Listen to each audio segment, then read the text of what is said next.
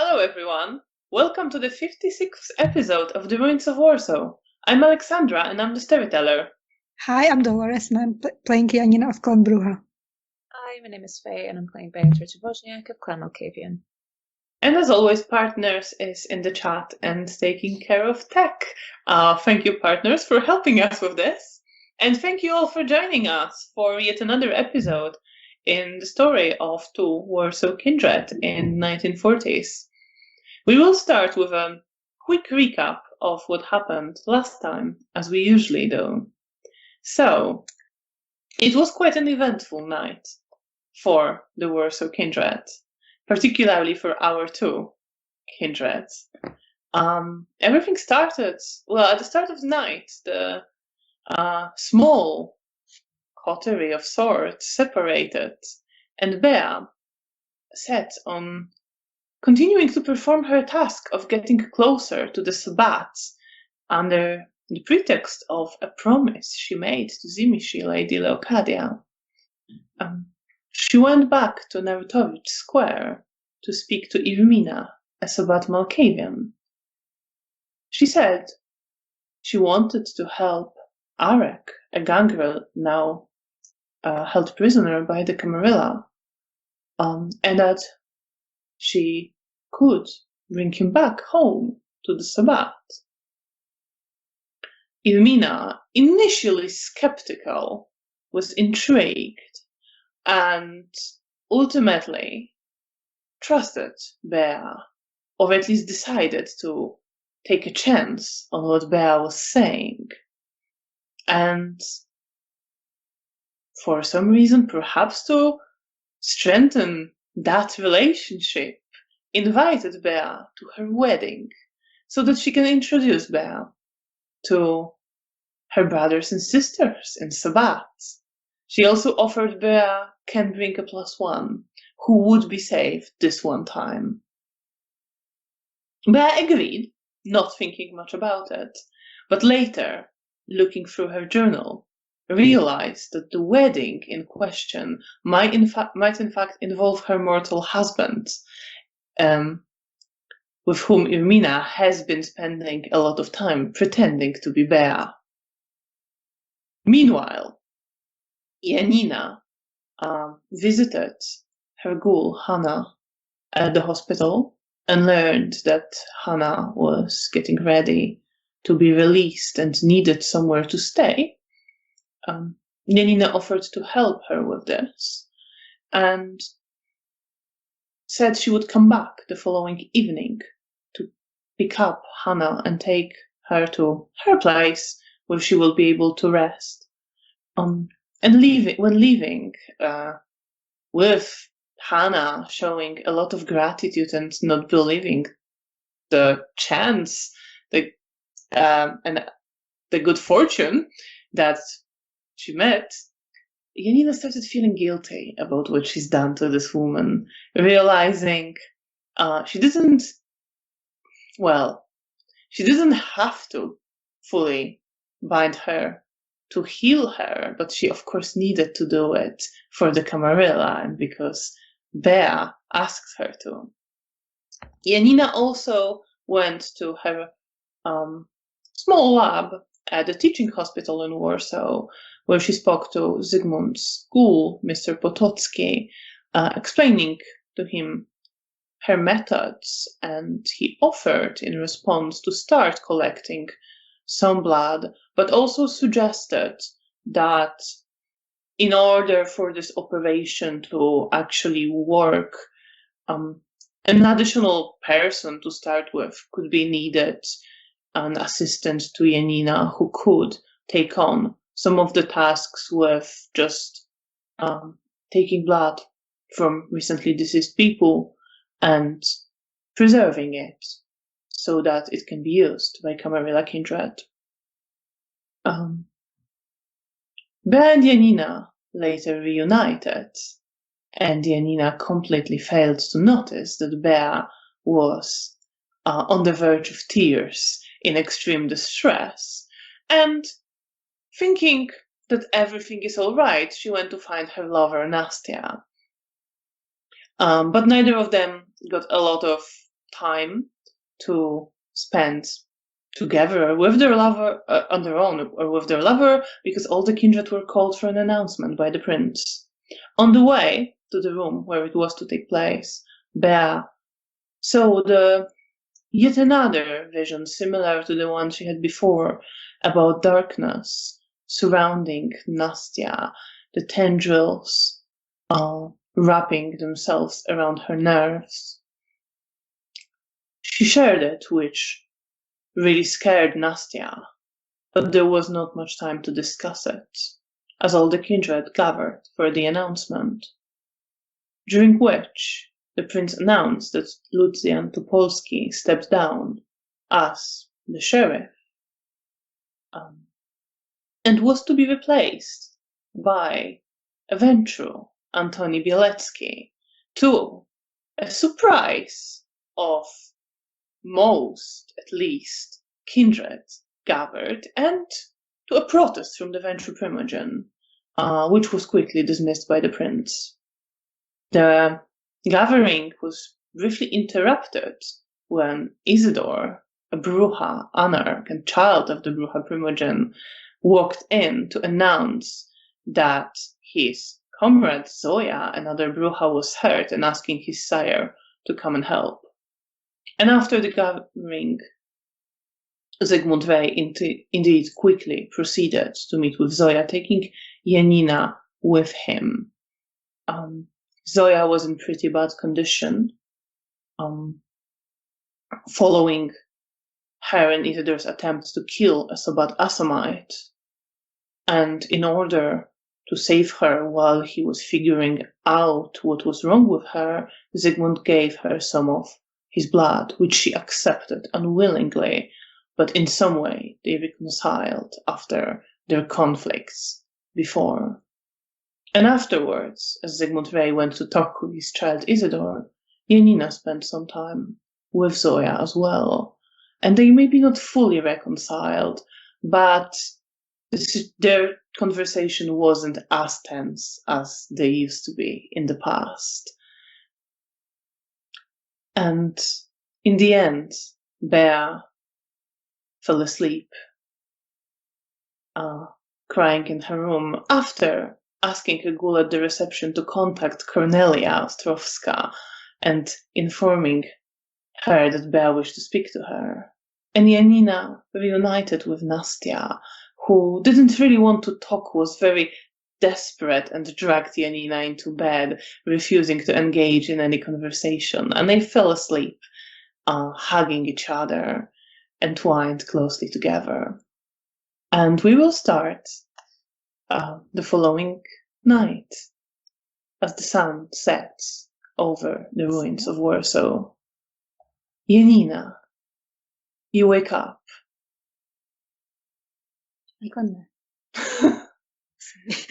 He was waiting. Right on time. Yes, exactly. Of course. Janina, you wake up. You are lying close to Nastya. You're basically kind of tangled together, like you fell asleep. You remember how passionate and desperate she was at the end of last night. Are you okay? Yeah, I'm just being attacked, as usual.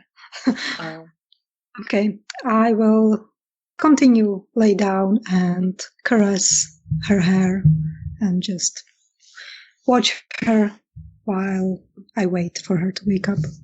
So as you watch her, you notice that she's slightly shifting in her sleep.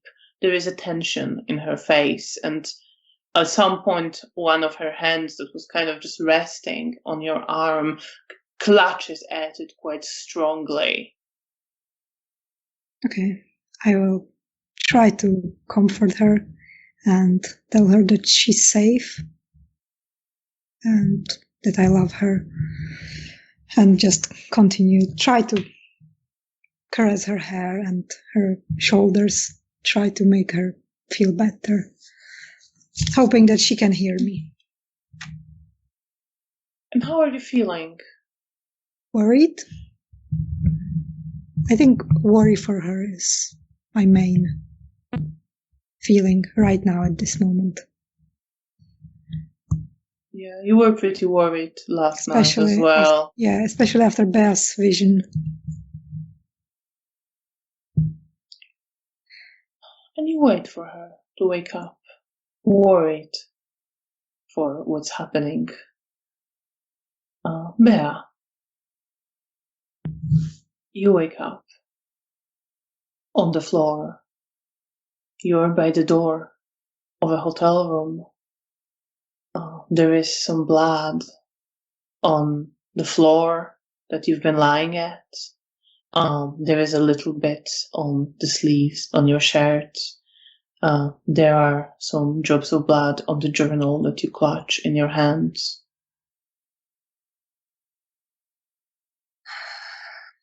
I shift into a more upright position and try my best to get the drops of blood off of the journal. And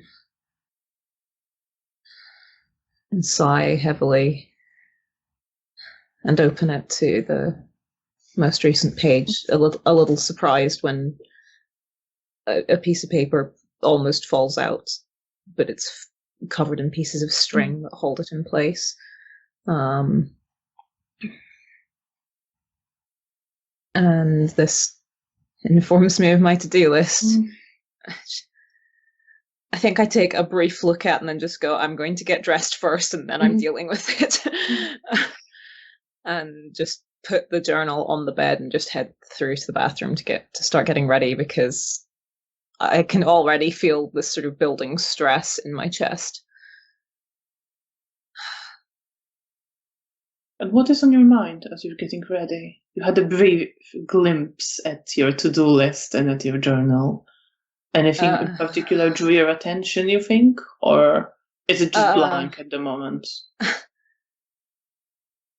I think the note of congratulate Sheriff Antoni Bielecki is a bit of a surprise to me.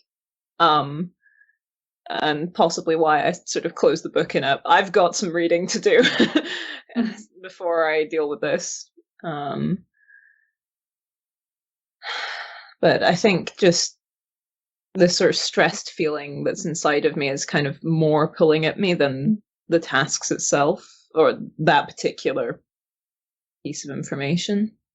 And I presume it's not related to that. And you started getting sorry. I just focus on washing the blood off of my face and reapplying makeup and changing into fresh clothes. You do that, you focus on that, looking at your face in the still cracked mirror.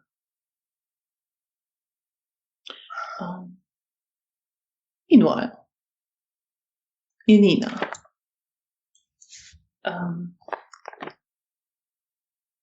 Nastya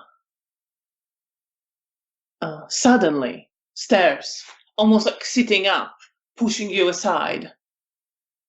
Are you alright? And she's looking around. Hey, it's me. You're safe.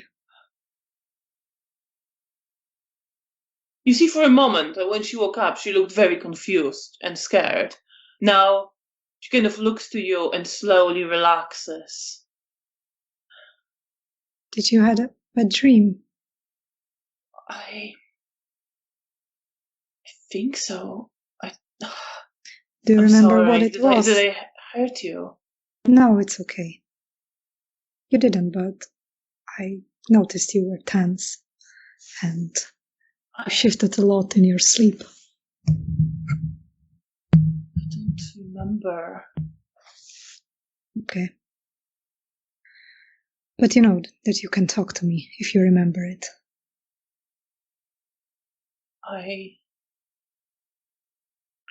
If I do, yes, but I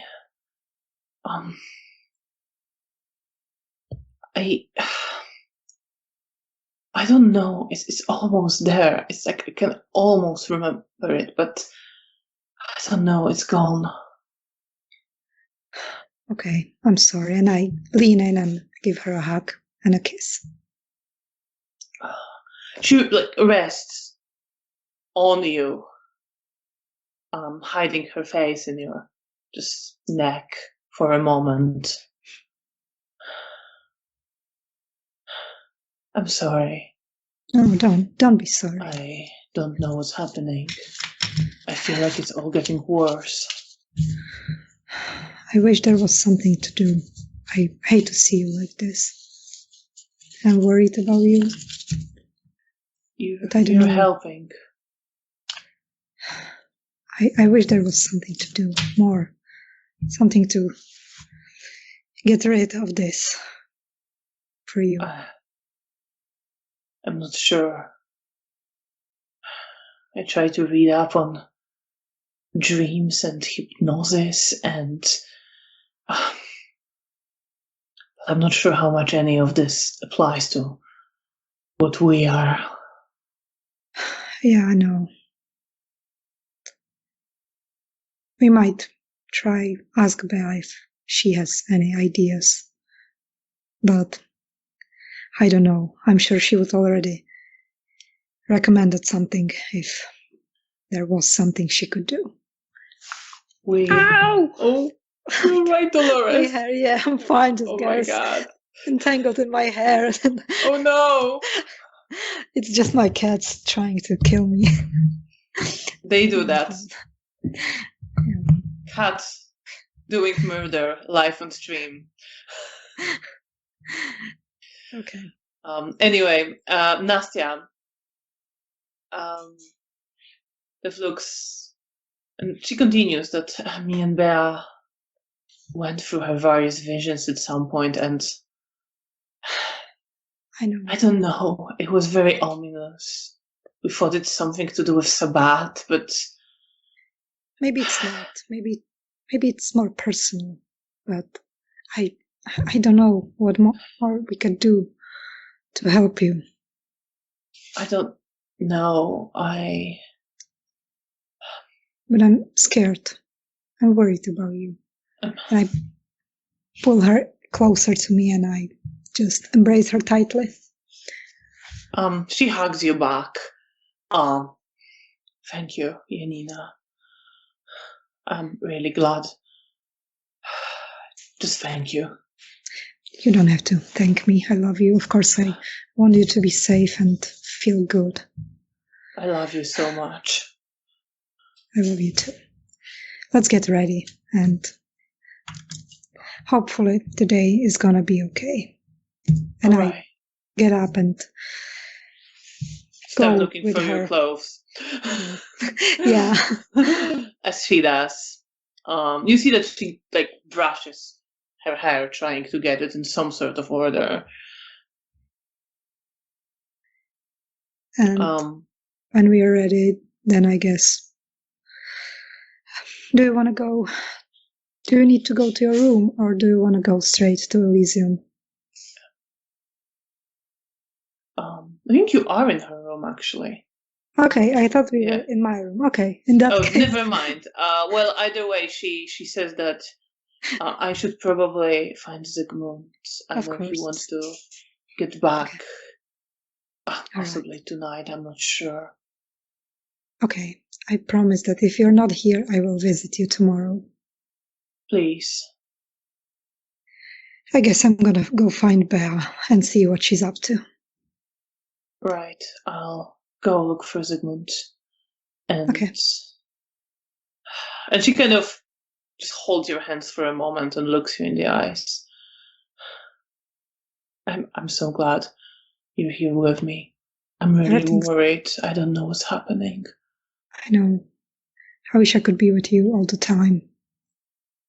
But I'm glad you're with Zygmunt. He will keep you safe, I know it. She kind of nods her head. But please visit me. I will. If you're not here when I finish tonight, then I will tomorrow come to Zygmunt's place and visit you. Thank you. And she smiles and kisses you. I will kiss her back and then I will kiss her on the forehead before I leave. And you set out and you go to look for Bea. Yeah. All right. Meanwhile, Bea, you are getting ready. You are washing the blood of your face observing it as it mixes with water, just going into a sink, staining it a little bit as the water splashes. And please roll your perception and awareness. Difficulty 8. Oh boy.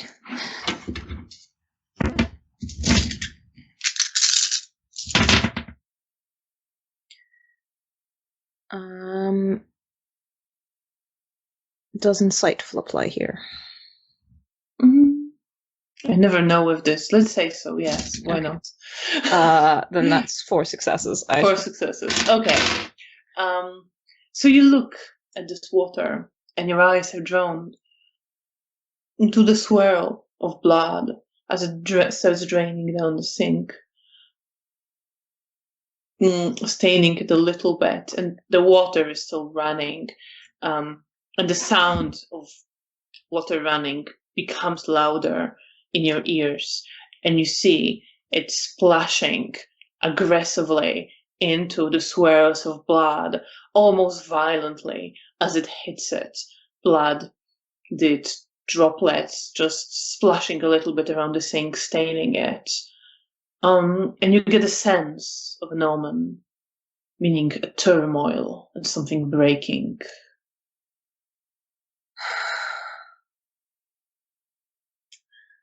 I end up just closing my eyes and then leaning my head forward and resting my forehead against the broken mirror.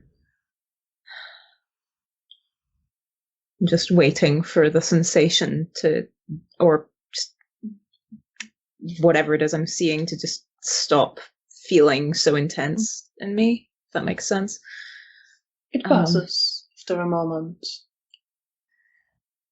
And then I look up and my expression is even more sort of taut and tense than it was before.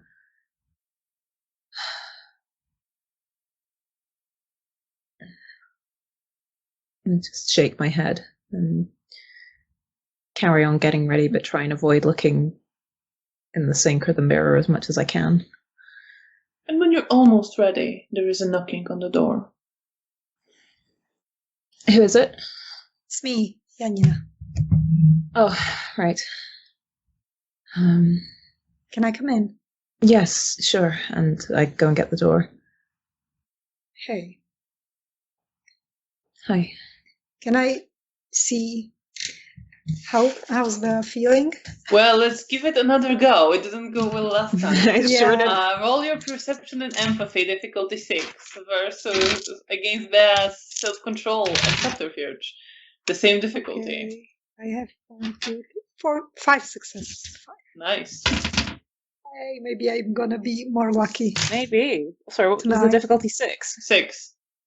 Oh no. 1, 2, 3, 4, 5.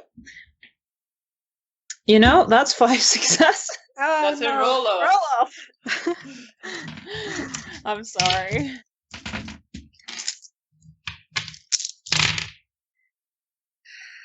Now I have 4. Oh god, I've rolled at least 3 10s in there. Oh my god. Well, I've got 1 1. At the minimum, that's 5 successes. Okay. All right. You win. Abea's looking fine. You clearly caught her still not quite ready. But apart from being just not entirely ready for the night, she's looking perfectly fine. Okay.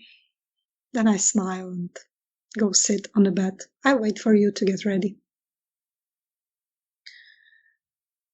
I think I sort of finish with my hair, then come sit down. So, do you have any plans tonight? I think so. I've got a to-do list about... Yeah, I know you have a long to-do list. Yeah, it's about the length of this corridor at this point. Oh no, I'm so sorry.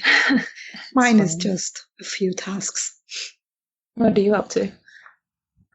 Well, I have to go to the hospital and get blood for Zoya. I don't know if you already caught up with your journal about what yet. happened. Yes, but Lucian and Isidore and Zoya came back. Sorry, I just keep confusing these two. You I don't know confuse the two, because yeah. in my head they look very similar. That's fair. Okay. So Isidore and Zoya came back yesterday, and Zoya is very badly hurt. Oh. And Zygmunt asked me to go help and procure some blood for her. So that's one thing that I'm gonna do. And then I also have to pick up my ghoul, Hannah, from the hospital. I will take her to our haven for now. Right, okay. I'll write that down. She knows about us, or Not yet, but I want to tell her. That's why I'm taking her there, because I want to tell her everything and I don't want to bring her here until she knows. That seems sensible. Yeah, and I think she's gonna be safe there, and it's gonna be quiet, and I will be able to explain everything in peace and silence. Hopefully. Wow. In case Felicia will be there, I will let you know. Thank you. So that's my plans. What about yours? Want to share? I saw something about Mr. Bieletsky being the sheriff now? Yes, he was promoted. Okay. Meaning that Mr. Topolsky is no longer sheriff, but he's fine. Right. Nothing happened to him. He was just demoted. Wow. Nothing physical anyway. Yeah. Wow. But yeah, that's what's happened yesterday. I think I pick up. You had a vision about Nastya again. Oh. I pick up my journal and open it up to the last page. She's very worried. I don't know. I just don't know what we could do to help her.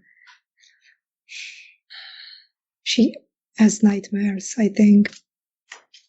I'm not sure if it's like you, that something like traumatic happened to her before, or if it's something else, something related to the darkness that you keep seeing around her.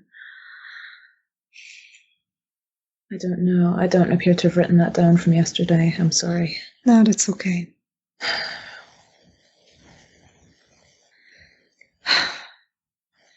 It's just, I don't know. I just wish I could help her, but I don't know what to do. And I'm not sure what exactly is happening. But she's clearly not doing very well. She told me that it's getting worse, and I'm worried about her. Right. I'm sorry. Oh, that's okay. I just guess I wanted to complain. Well, you're always welcome to complain. Same goes for you. Thanks. What about your tasks?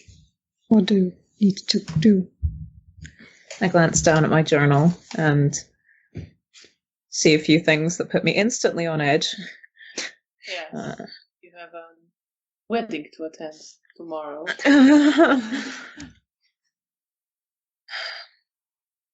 Oh. I've got a note to keep Daniel up to date on the Camarilla, so I might need to see if I can find him. Okay. If I meet him, I will send him for you. But, he might be with Zoya. That's fair. Well, maybe if you could point me in his direction at some point. Of course. I will tell you the room where they are. Okay. And I will probably tell her directions. Yeah, no problem at all. Okay. I need to speak to I need to speak to Cornelia. It's about a different task, and see if I can if Roman's around. Okay. Ask him if he's had any updates on Mother. Do you want to go to the Elysium first? I think so. That's probably sensible. Okay, then we can go as soon as you're ready. I'm ready now. Okay, then let's go. So you set out to go to the Elysium. And as you walk in, you see there's a couple of people there. Mihail is there, reading a book currently. Stefania and Maria are there. Rahela is sitting with them, but not really participating in any conversation. She's just kind of looking around, smiles a little bit when she sees you, but then continues looking around. And Joachim is with the toreadors talking with Stefania, especially. And Magdalena and Konrad are in a different corner. There's a couple of people you don't quite recognize, but like you would know. There's a couple of Ventru, there's a Nosferatu you've seen around but don't really know.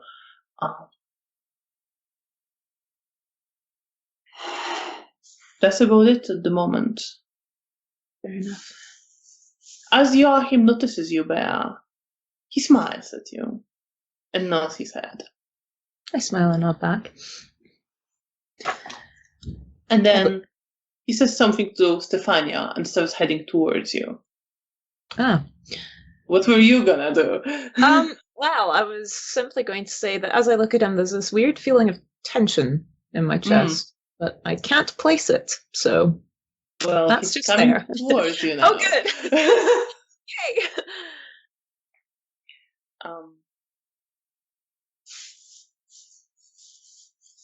And he comes up. Beatrice, Janina. Good evening. Always a pleasure. Of course. And you. How are you? Fine, thank you. I say, trying to put on my most convincing smile. Are you up to any interesting adventures lately? I'm just teasing. I actually wanted to tell you, and he looks to you, Bea, that I should be able to help with looks around the thing you asked for help with. My sire gave me something that should allow me to provide assistance. Thank you. I need a bit more time to study, but I should be ready fairly soon.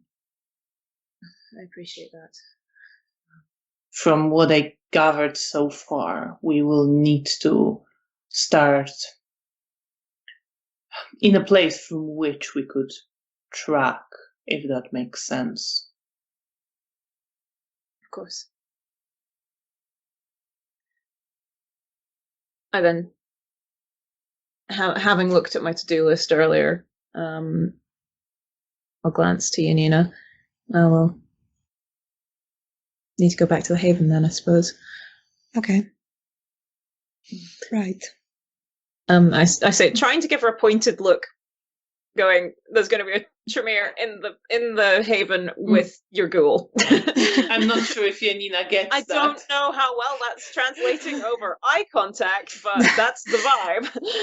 Yeah. Joachim says, it won't be tonight or tomorrow, maybe day after. I need to, I'll see how it goes. It shouldn't be too complex to learn. Learning something new is always worthwhile. Oh, certainly. And thank you. And I give him a genuine smile. He smiles back. Then he kind of glances around and smiles more mischievously. Let's just hope this won't lead us into the sort of situations we tend to explore together. We can but hope. Indeed.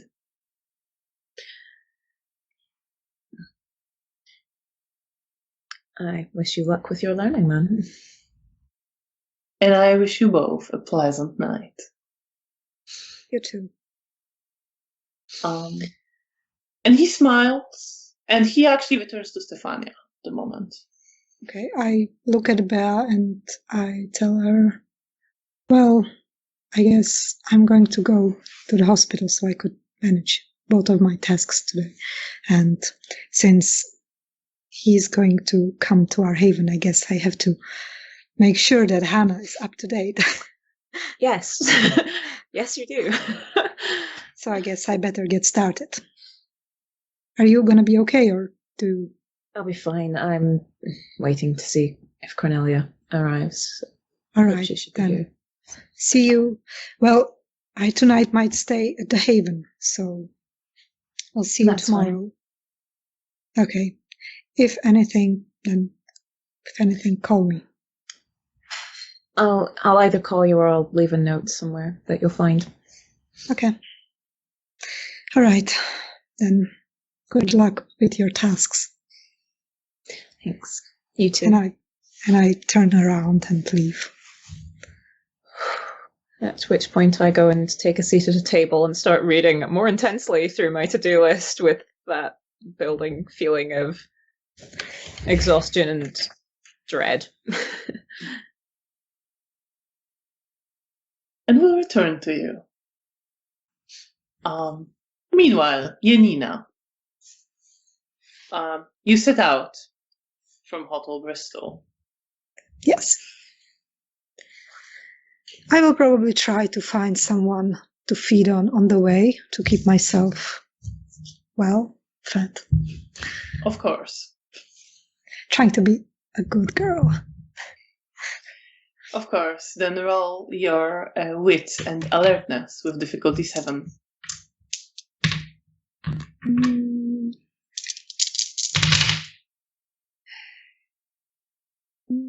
I'm not lucky. I had 1 success and 1, so no success.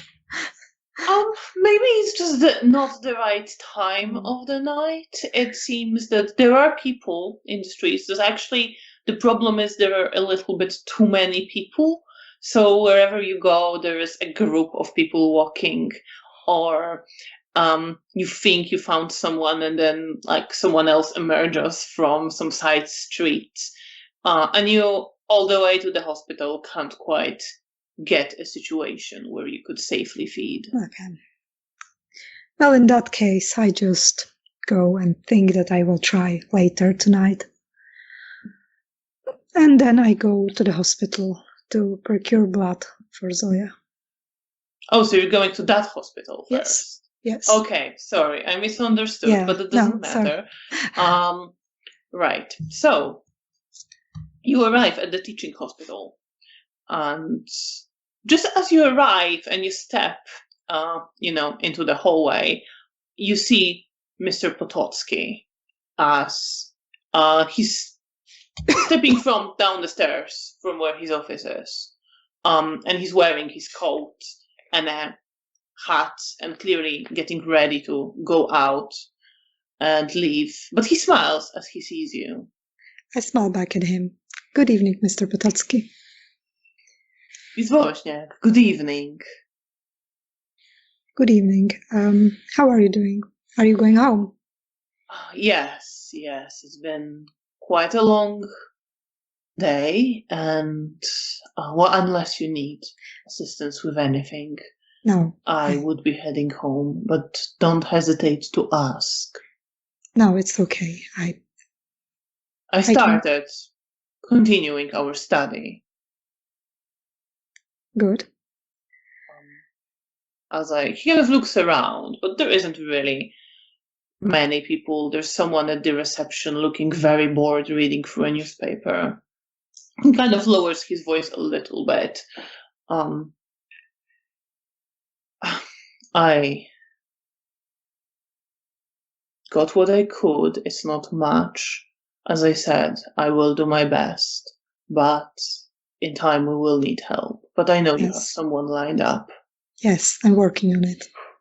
Hopefully in a few days, maybe she could come and help. I'm glad to hear that. Are you all right, Janina? Yes, I'm fine. And I look around and I take him a bit aside. So we were alone, and I just say that one of our people was hurt, and that Zygmunt asked me to procure some blood, and that I will probably need some of the samples that we have.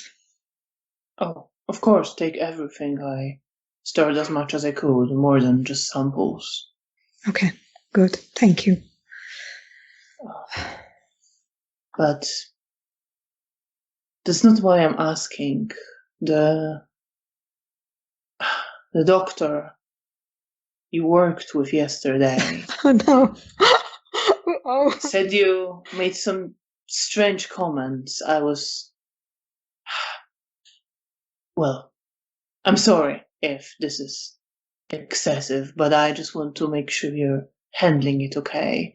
I know, Yes, even for your kind, dealing with disease and death can be disturbing and heavy on the mind. Yes, I know. I'm fine. I don't know. But I'm gonna be okay. It's nothing. Well, if you ever need to talk, I've done my fair share of also unsuccessful attempts at saving lives. And if you need to talk, discuss anything, I'm available. All right. I will keep that in mind. Thank you. Maybe another day. Of course. Only if you need it. Thank you. I will not take up your time anymore. Have a good evening, sir. And I nod at him and You go too. to take the blood. And you go to your lab to take the blood. And you see that there are some jars with preserved blood. It's not a lot. You think, like, from glancing, there was probably one person who died that Mr. Potocki got some blood from. But currently, with what you had before, you have the equivalent of about 6 blood points there. Okay, I will take everything for Zoya. So you pack up everything into your bag. And I'm just gonna go, and the jars will tingle, and it's gonna be very loud. But anyway. Somewhat, but people are generally, there's a lot of glass containers in that time, so it's not going to raise... It's just jam, Yeah, it's not going to raise any eyebrows. And you leave to... back to the hotel, because I want to drop the blood. And of course. So you're heading back to the hotel. Yes. Meanwhile, Bea, you're sitting at the Elysium. You're looking for your journal. What's on your mind? You managed to go through the things that are written there.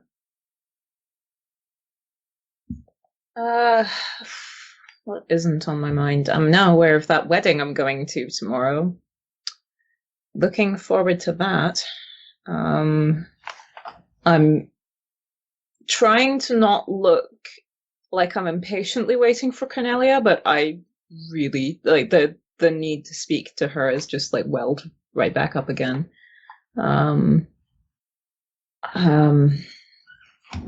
So yeah, I've just got this sort of nervous, anxious energy that I'm just trying to keep hidden, trying to look composed.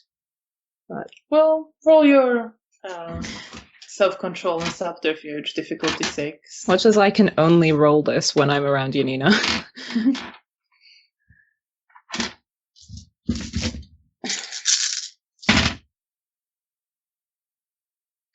I know, apparently I'm just using all of my good rolls at the start of the evening. That is 6 5 successes after the 1. You're keeping your composure. Are you observing? Do you wish to speak to anyone in the meantime as you're waiting, or are you just focused on your journal and your thoughts? I think I'm not reaching out to anyone because there's this worry that I won't be able to contain the nervousness if I start a conversation with someone. So I think I'm just observing the room, glancing up between looking at my notes. So you're observing the room. You do see that. You kind of get the sense. Actually, roll this general perception and empathy. Mm-hmm. Difficulty 6.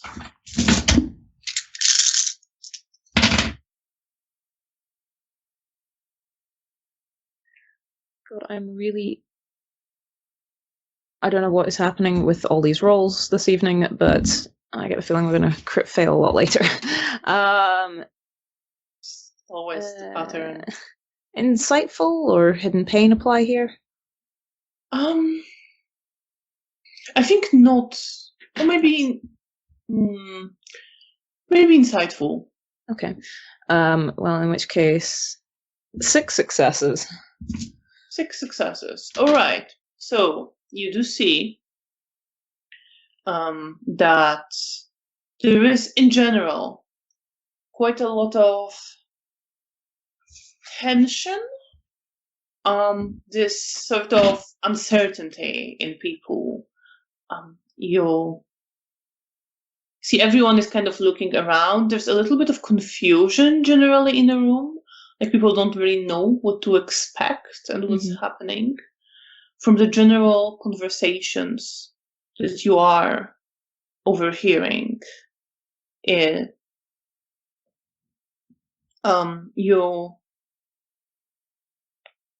hear that people are just generally talking about Mr. Lubomirski protesting to the prince. Yeah. It is quite shocking to some. Some are seem to be like they don't quite say it outright, but you can tell with that role that some do sort of are surprised by what happened in general and unsettled by it. Right. Just quickly make one roll. I'm intrigued. Right. So you had what, 6 or 5? 6. 6. Right. You know what? It doesn't matter. So the one person like looking absolutely disinterested is Mihail. He's just. I'm shocked. He's just reading a book. He like occasionally comments on it to Stefania or Anna Maria, but he doesn't seem to pay any mind to any of this that's happening.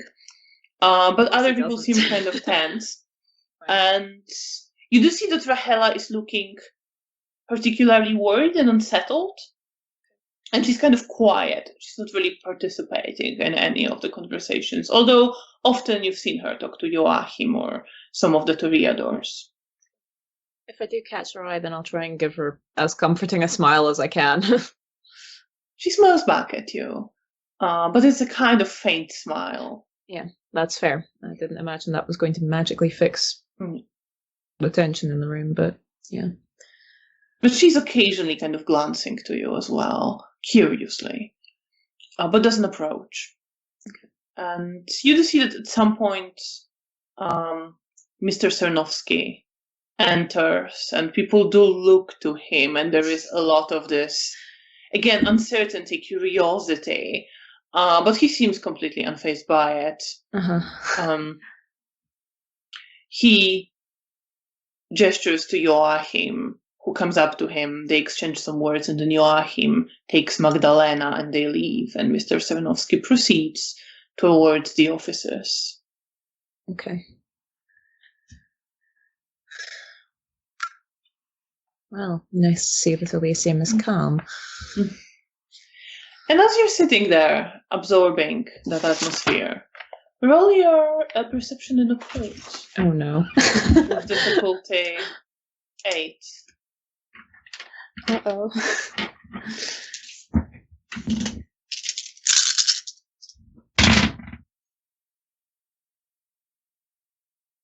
But I'm dreading the later into this episode.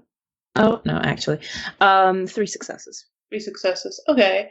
So as you're sort of observing and waiting impatiently for Cornelia, and is there anything in particular that draws your attention in all this that's happening? I think all of it, actually. I'm trying to look around for as much as I can, partially because it kind of prompts the memories as I'm seeing it, if that makes sense. Like seeing Mr. Stanovsky come into the room, it goes, oh yes, that's a thing, or not a thing in this case, and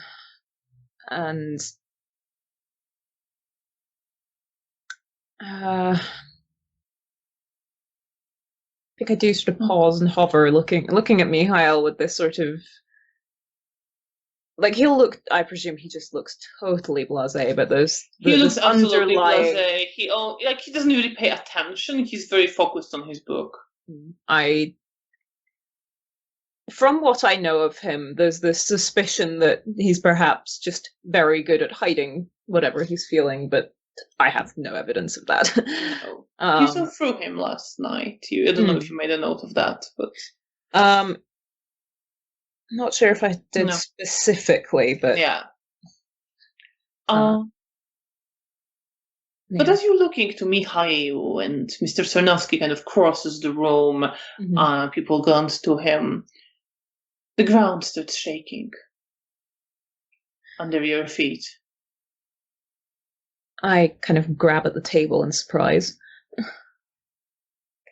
You grab at the table and you see the ground shakes, and your whole body starts shaking with it. And you get a sense of the walls, the windows, the floor are about to crack as everything starts shaking more and more.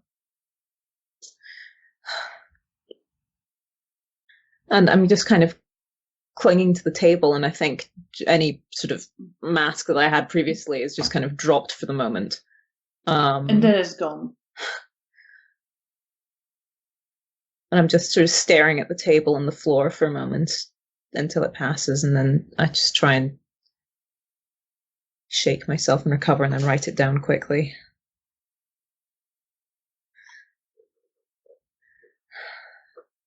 And then I glance up and I'm sort of worried that someone might have seen that.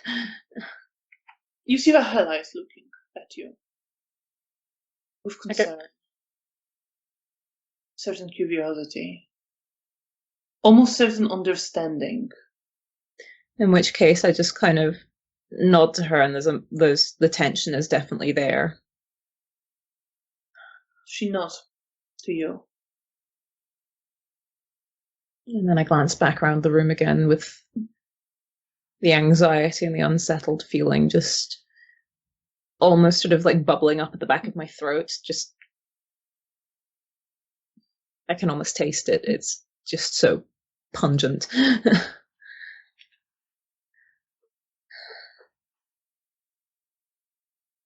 I continue just sitting there in mounting anxiety. And we'll come back to you. Meanwhile, Janina, you get back to Hotel Bristol with the blood. Okay, in that case, I will go straight for the room I know Zoya and Isidore are. Yeah.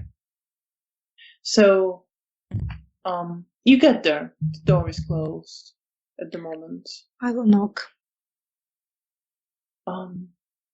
You knock and you hear footsteps coming up to the door, and Nina opens the door.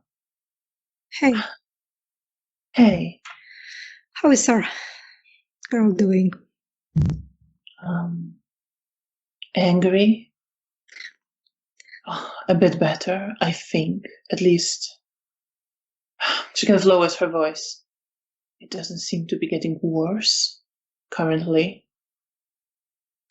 Okay, I brought her some blood from the hospital. Oh, come on in. And I come in. You come in and you see that Zoya is still lying in bed, and she's not really looking better. There is still blood covering some of her face. You see some of her skin is cracked.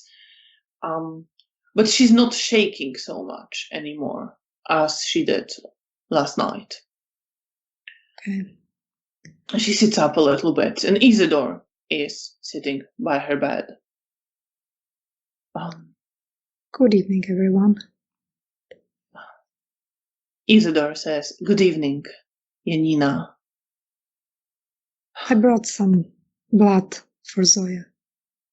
And I take out my bag full of surprise. So you start unpacking it, and Zoya looks to you and just kind of nods, looking at it. And you see there is definitely hunger in her eyes as she's looking at the blood. I will just give it to her. She takes one jar, just opens it, and starts drinking, and downs it, then puts it to the side, wipes her mouth and grimaces in pain. Oh, no. And then looks to you.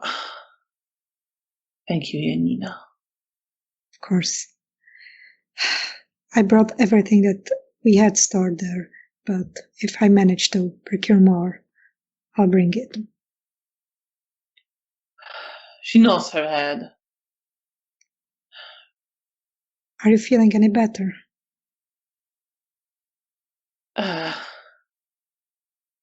Maybe. I don't seem to be getting worse. For now, but it has stopped and happened again before. And Isidore just says, "You're going to get better. It is getting better, whatever it is. We will find an answer." She kind of smiles at him. Well, hope so. But hey, if I die, at least all of you can turn Camarilla without feeling embarrassed in front of me. And she kind of laughs and then grimaces in pain from laughing. And you see Nina is just kind of looking with an uncertain expression, and Isidore, just completely serious, doesn't even smile. He says, "You're going to get better." Yes, I'm sure. Sure, he's right. You're gonna get better. I'm sure Zygmunt is trying to figure out what's wrong and how to help you. Well, if someone can. And then she kind of pauses and gets this expression like she gets a thought she doesn't like, and then shakes her head.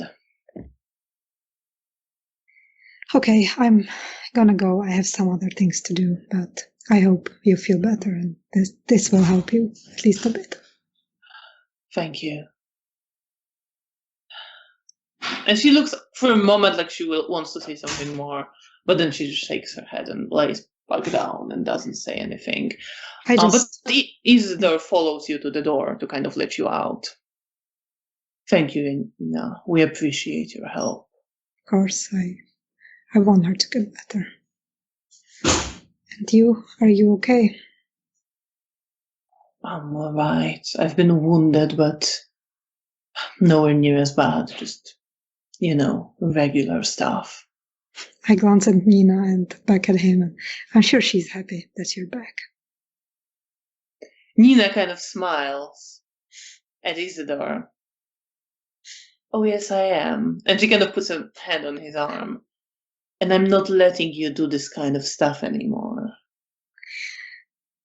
And he just sort of looks at her. "Nina, I had to." And she's kind of just shh, and puts a finger on his mouth.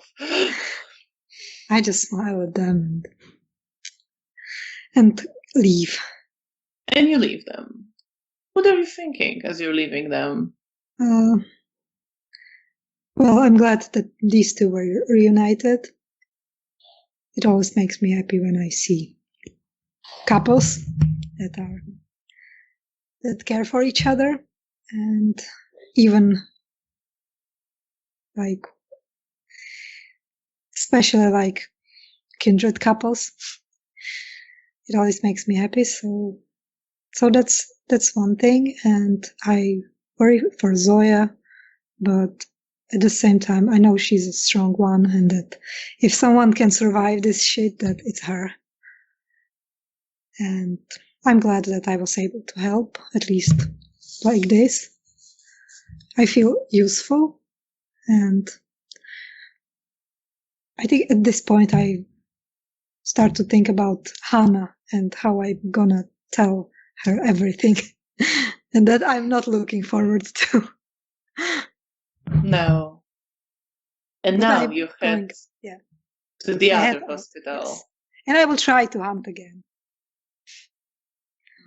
All right. Then you know what? Roll your wits and alertness. Difficulty 8 this time. Okay. I have 5 successes. 5. 5 successes. Then maybe because it is later now, and a lot of people who were in groups getting out of work, going back, heading to some bars, have gone and gotten to where they need to be. It's not as crowded, and as you step down from Poniatowski Bridge to the street below, start walking along the Vistula River towards the hospital, you do see a woman just walking on her own at a rather brisk pace. You are not in the main street. You are kind of shielded by some of the remaining walls from the ruined building. She's walking. She's ahead of you, and she's walking kind of away from you. But I mean, she's walking fairly fast, but it's not like she's not running or anything. Okay. Just very focused on where she's going. I will also start walking faster, and I will try to jump her from the back. You want to sneak up on her? Yes. Then roll your dex, celerity, and stealth. Difficulty 6.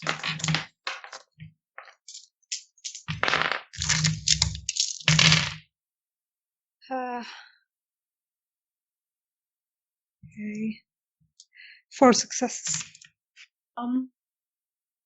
So she kind of, for a moment, almost like starts walking more slowly and looks as if she was starting to suspect something and was about to look back. But at this moment, you reach her and you can grab her and bite in.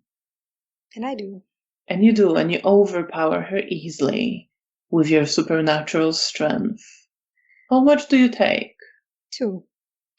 Because I have 8 blood, so...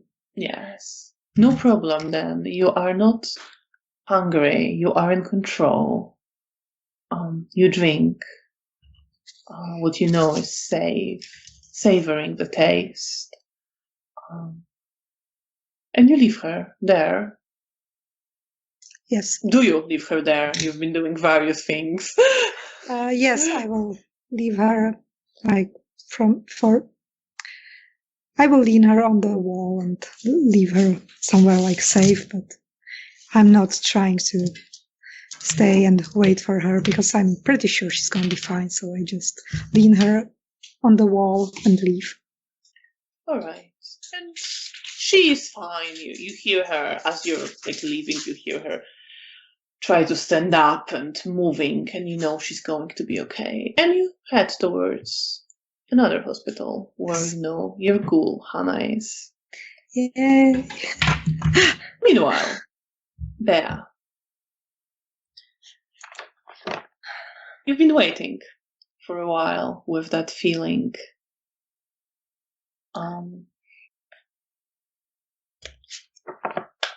seem to almost get the urge to just walk out of the room, just wanting to be away from the sort of pressure, but I stay seated.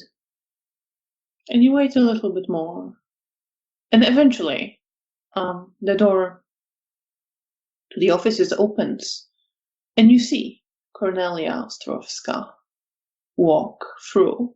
With a man you've seen around before, an older man, maybe in his late 60s, 70s, or heavily built, wearing a suit. Like you've seen him around, you've never spoken to him.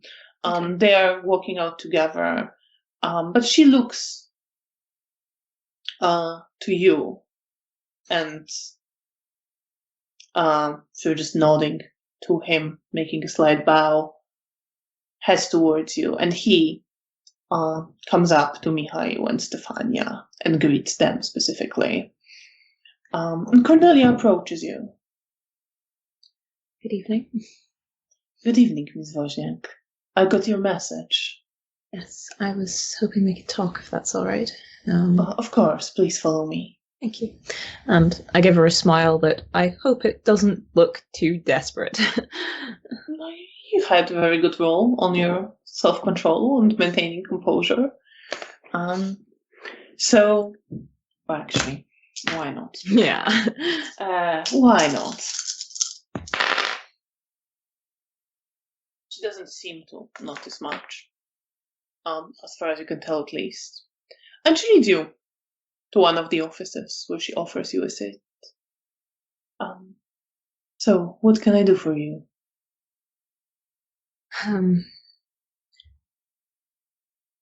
It's to do with my current task.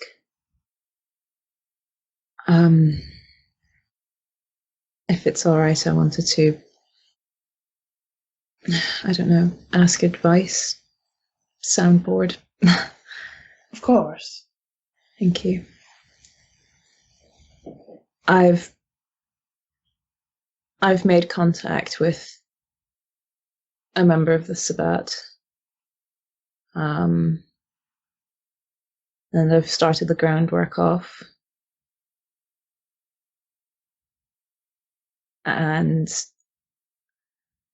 I have an invitation for tomorrow evening to attend a wedding. Wedding? That's unusual, but well done on making contacts. Do you think they suspect anything? I spend a point of willpower to recall the sequence.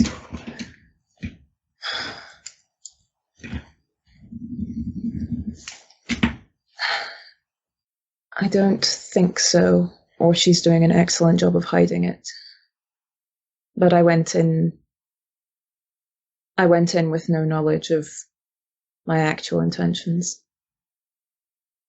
I understand.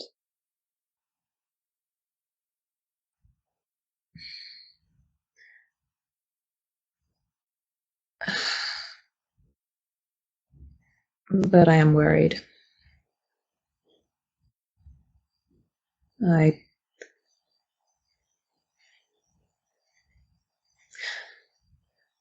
I suspect that, well, this individual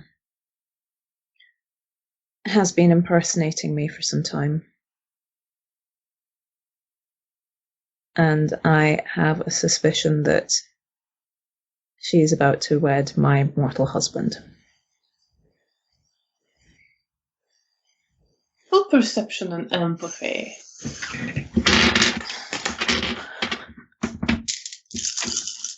Just drop that one on her.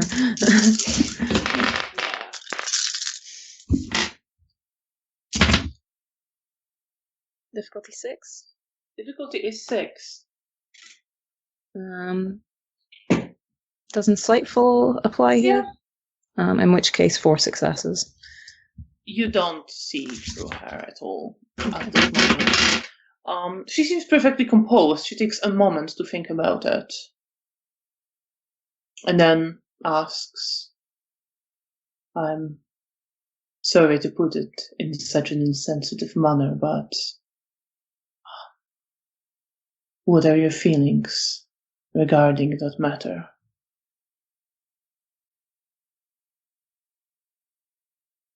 And my brow furrows as I think about it, because it's such a strange situation. I don't know. I feel guilty for him being in that situation, given that I keep forgetting about him. I keep forgetting that I even have a husband, or had, I suppose. And it's strange that this is a man that is a complete stranger to me, but I know that there is a tie there, or was.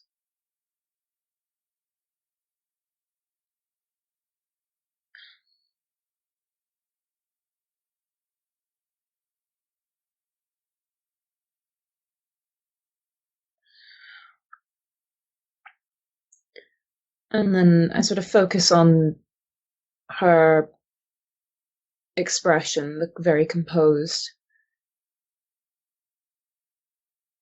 And I sort of straighten my shoulders out and look her in the eye.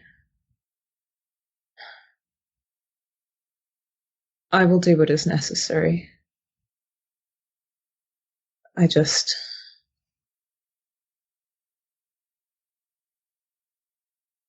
suppose I'm just worried. That's understandable. And I appreciate this is a difficult complication to this task. But I know you are able to complete it. You're very competent, Miss Wojniak. You're very dedicated. My face sort of smooths out as she says that, and I feel kind of numb and empty inside.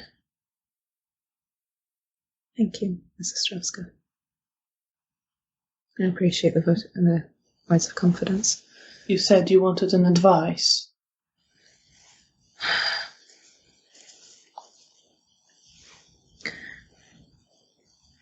And I suppose your words that you believe me to be capable is the confirmation I was looking for.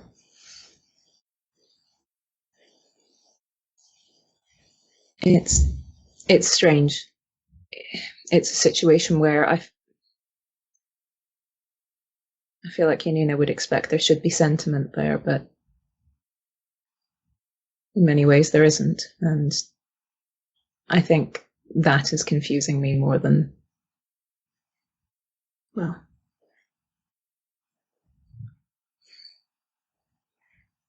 I understand, but perhaps I've been spending too much time with Janina. They can have this kind of effect.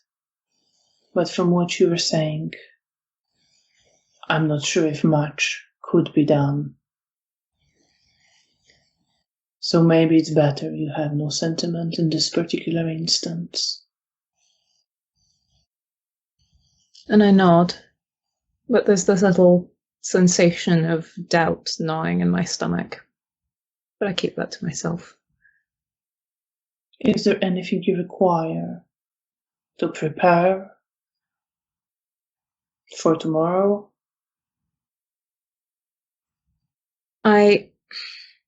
If there's any knowledge of the area that I'm going to be going to, and I give her the name of the guards? Garrison. Garrison, sorry. And give her the name of the garrison. If anyone has any insights on what that might look like, then... But I understand if not. Of course, I don't know in what state it is. at the moment, but I'll ask. I'll also convey all that to the Primogene. Thank you. I will be going tomorrow, and I'll leave behind my notes and everything. And I'll try to go without much in the way of background knowledge. I'm sure you will do great and get back to us. Thank you. Thank you, Mrs. Strovska. And I give her a smile. If we will get you back, she says, and looks at you. And it's kind of more focused, intense look, but you still can't quite read her face. Thank you.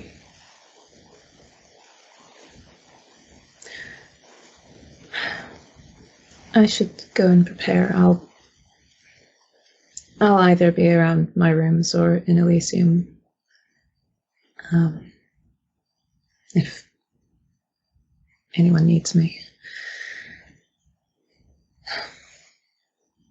But thank you again. I appreciate it. Of course. And if you need anything else, well, leave a message as you did last time. I will. I'll send someone around with information on the garrison. Thank you. I'll leave you to your evening then. Thank you. Good luck, Bea. I appreciate it, Cornelia. She smiles slightly, and it's fairly warm, although still very controlled smile. And then gets up. Oh, sorry? I stand up. Yeah, she gets up as well. And you return to the Elysium. How are you feeling? What are you thinking? There's this weird tearing sensation inside of me where I know I need to do this. I know that this is my responsibility. This is my duty. This is what I said I would do. And I can do this. But there's this doubt nagging at me that what if I can't? Or what if I see him and something comes back to me? Or what if it goes wrong? What if people don't come back for me? There's Cornelia says that they will, but there's this other part of me that doubts that. I don't see why I'd be important enough for anyone to come for. And that sort of sits heavy with me as well. But I think I'm already feeling this odd sensation of guilt for this man who I don't know. And where are you heading? I walk through Elysium and head back towards my room. And I have some letters to write. I have a reminder to leave some with Rahela. So I'm going to write some letters just in case I don't come back. And you focus on writing your letters. Meanwhile, Janina.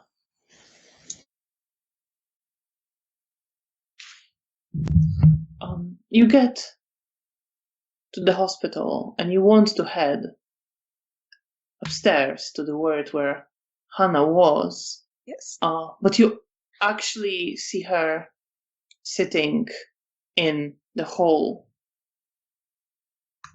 She has a couple of crutches. She doesn't really have any things except did some I basic promise clothing. to bring her some clothes?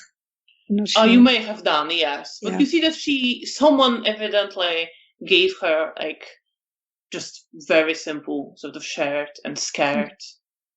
She has a scarf. Okay. Well, I smile at her and wave when I see her. She smiles. She immediately becomes all smiles. She was kind of looking kind of worried, but when she sees you, she just smiles very broadly. Says, Anna, are you Hi. here? Yes, of course I am. Promised you that I will come back. I was beginning to worry. They really wanted to No, kick sorry. me out now. But sorry, I just had. I mean, I some knew things. you would come, of course. So let's go. Let's go home. And I help her stand up. All right. Okay. And you see that like she is able to walk. She still needs to like help of crutches, but you can help her as well. Okay, I will help her. There's like part of me that I just want to take her in my arms and carry her, but it would be easier. You feel like it would be way easier because she is like, you're kind of slow as you're walking. She walks out of the hospital and then you start walking. Well, when we are like somewhere a bit far from the hospital, and I just look at her and I just put my hand on her shoulder. Do you want me to carry you? Well, I'm strong. Carry me, but you can't be that strong. Yeah, I work out. Come here, and I pick her up. Yeah, you don't even need to roll. You have potence 4. You pick her up. Yeah. And she kind of is surprised, and she gives out this, like, not quite scream, but this kind of shout of more surprise than fear, really. It's like, oh my god! And then she kind of relaxes as you're holding her, and she's like, are you sure this is okay? I don't want you. It's okay. If I get tired, I will put you down and you will just hold on to your crutches. Yes, of course, of course. And I carry her. And you carry her, and you see that she's looking at you with this absolute admiration as you are just picking her up and carrying her through the snow-covered streets where like, it's not extremely far to the haven from here, but it would have taken her a long time, especially with some ice and snow on the street. It would have been a bit of a struggle.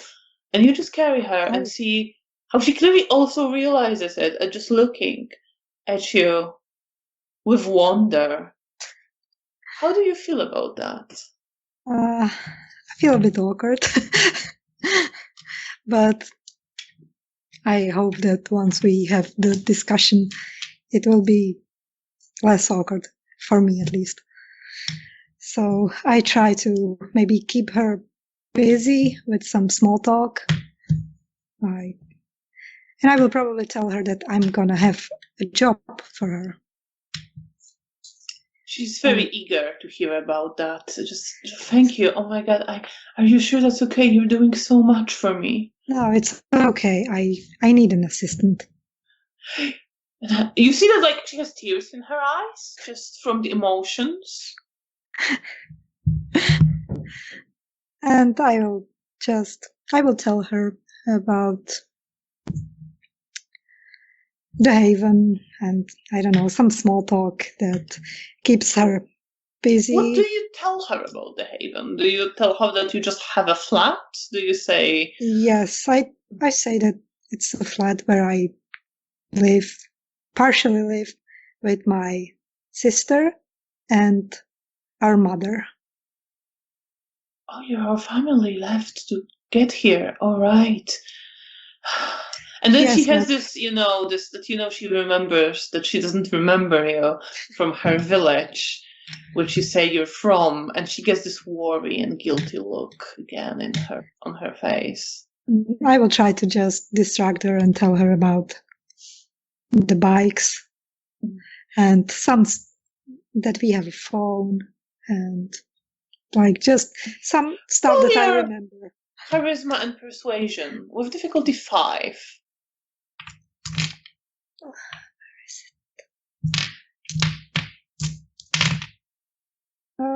3 successes, 8, 9, and 10. Yeah. Ow!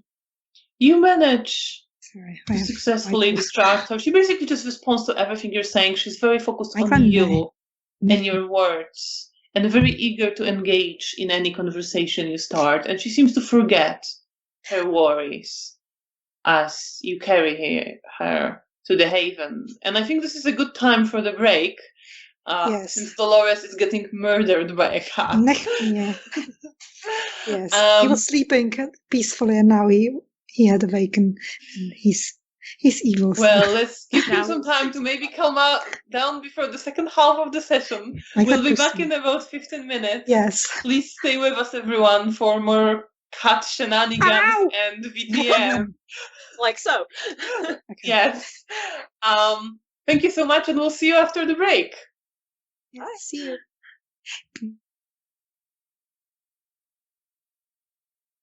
And welcome back, everyone. Thank you so much for staying with us. Let's continue with the story of Bea and Janina. Bea, you are sitting in your room, writing the letters. What are you writing? What's on your mind? Who are you writing to?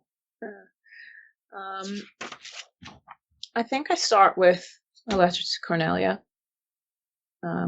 thanking her for all of her guidance and being there for me. And I'm going back through my journal, and after some reminders, I make it like a little bit more personal. And I also add in a separate letter to her, recommending that Rahela would be eager and willing to be involved in more work, and I think that she would be up to the task. I write a letter to Rahela as well, thanking her for her friendship and for holding on to all these letters. And again, it's a little difficult for me to make them too personal because I've struggled to sort of make connections past sort of surface level. It takes me a while to sort of be able to write in anything meaningful. I suppose I add into Cornelia that I've appreciated being able to talk to her about marching. I'm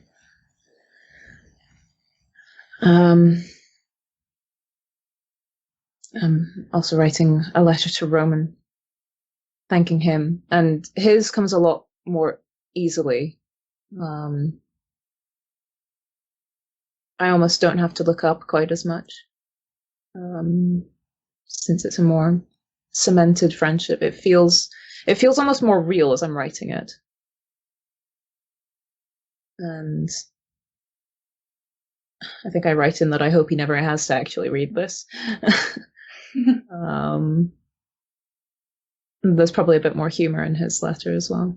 But again, I think in every letter it's a thank you for being there.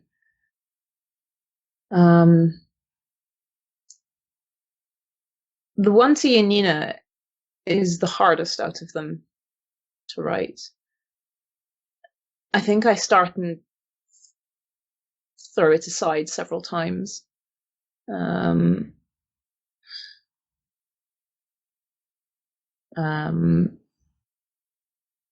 Because there's just this mixture of emotions in my chest as I'm writing it.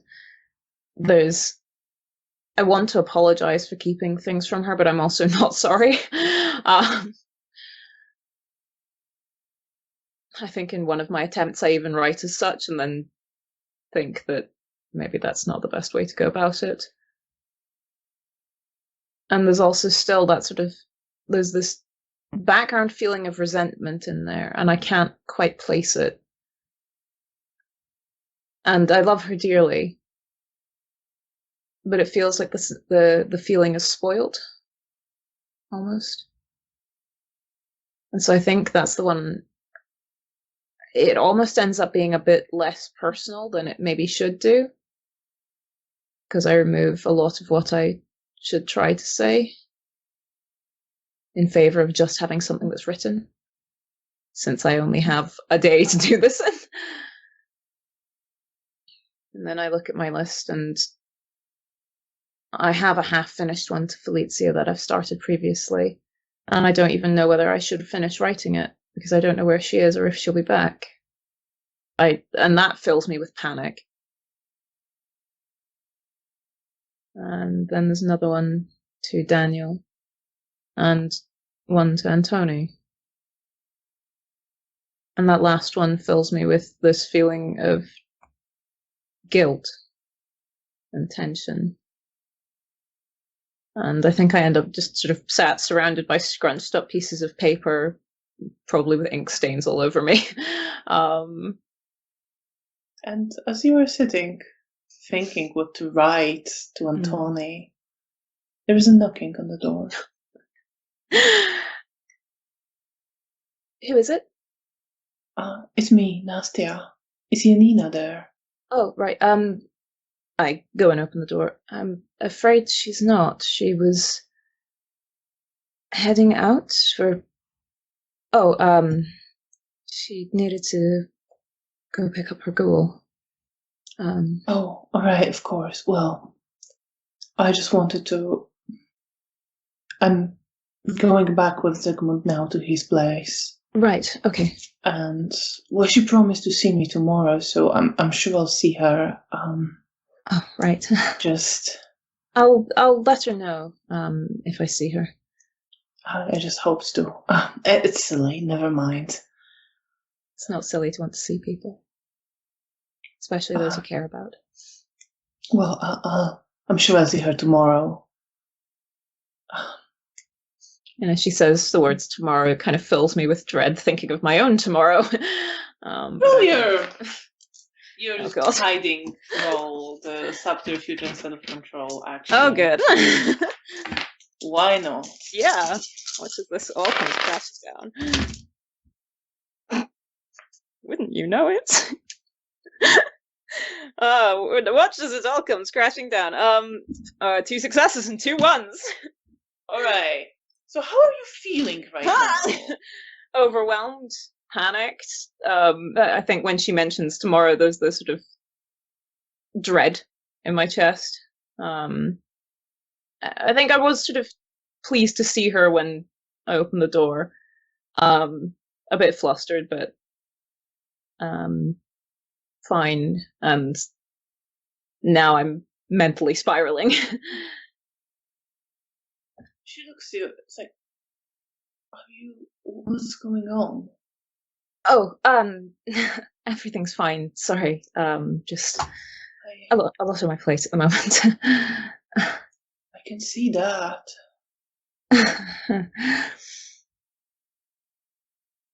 It's fine. I shouldn't trouble you. And I'm very hesitant to talk to her, since she's close to Janina. And we can wait a moment, and then, well, I need to go, but, well, whatever it is, I hope it's gonna be okay. Thank you. Thank you, Nastia.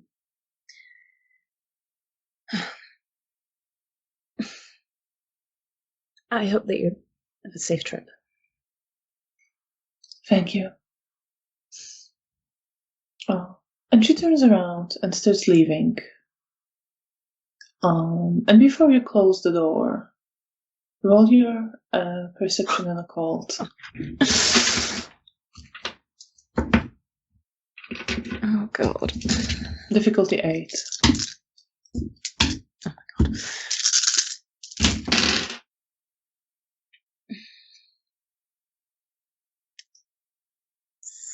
4 successes.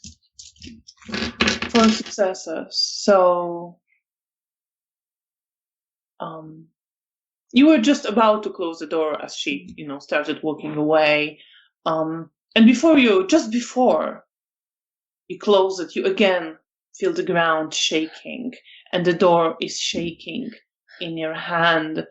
And you start seeing cracks appearing under your feet on the ground, and cracks appearing on the walls, and something in them, something seeping through, and then it's gone. I think I've sort of grabbed suddenly at the door frame, and I'm sort of holding myself up as I cling to it.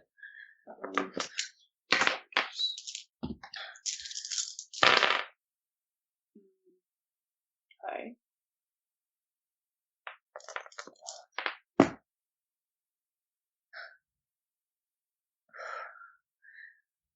And then I sort of slowly sink down to the floor.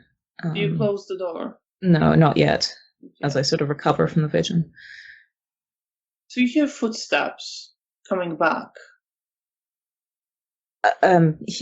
If I'm sort of coming back down from the vision, then I attempt to try and straighten myself again.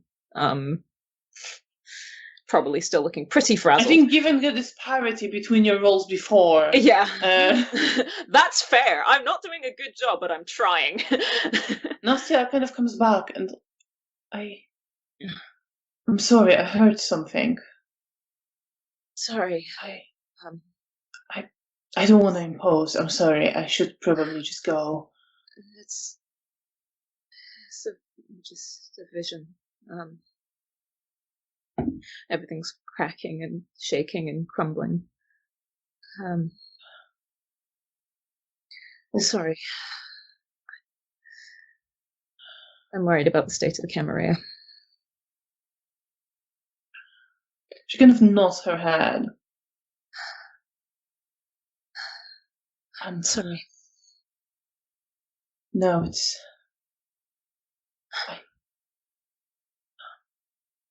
I don't know. Everything just feels bad.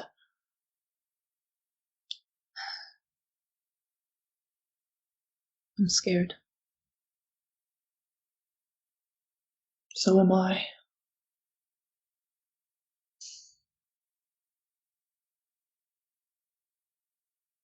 What does Sigmund think? So in fact, I would call him Mr. Ray, actually. No. Yeah. I'm not on first name basis with him. No, only any nice. And Nastya. An older bruja, basically. Yeah.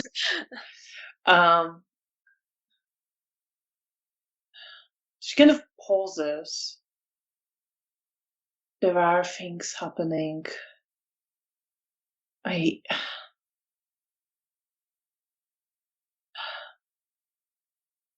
There are tensions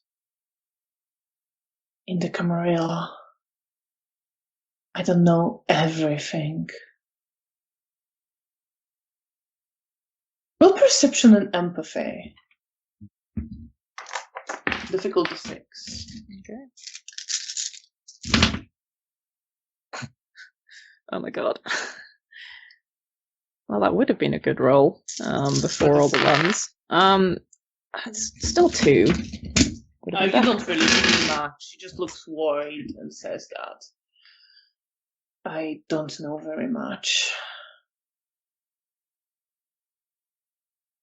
And now Zygmunt is concerned about various things. Given the disagreements I noticed in the Primogen Council yesterday, I'm unsurprised.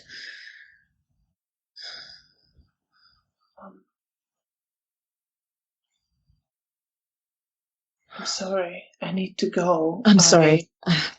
Of course. No. Are you going to be okay? I'll be fine. It'll be okay. And she looks kind of concerned at you for a moment.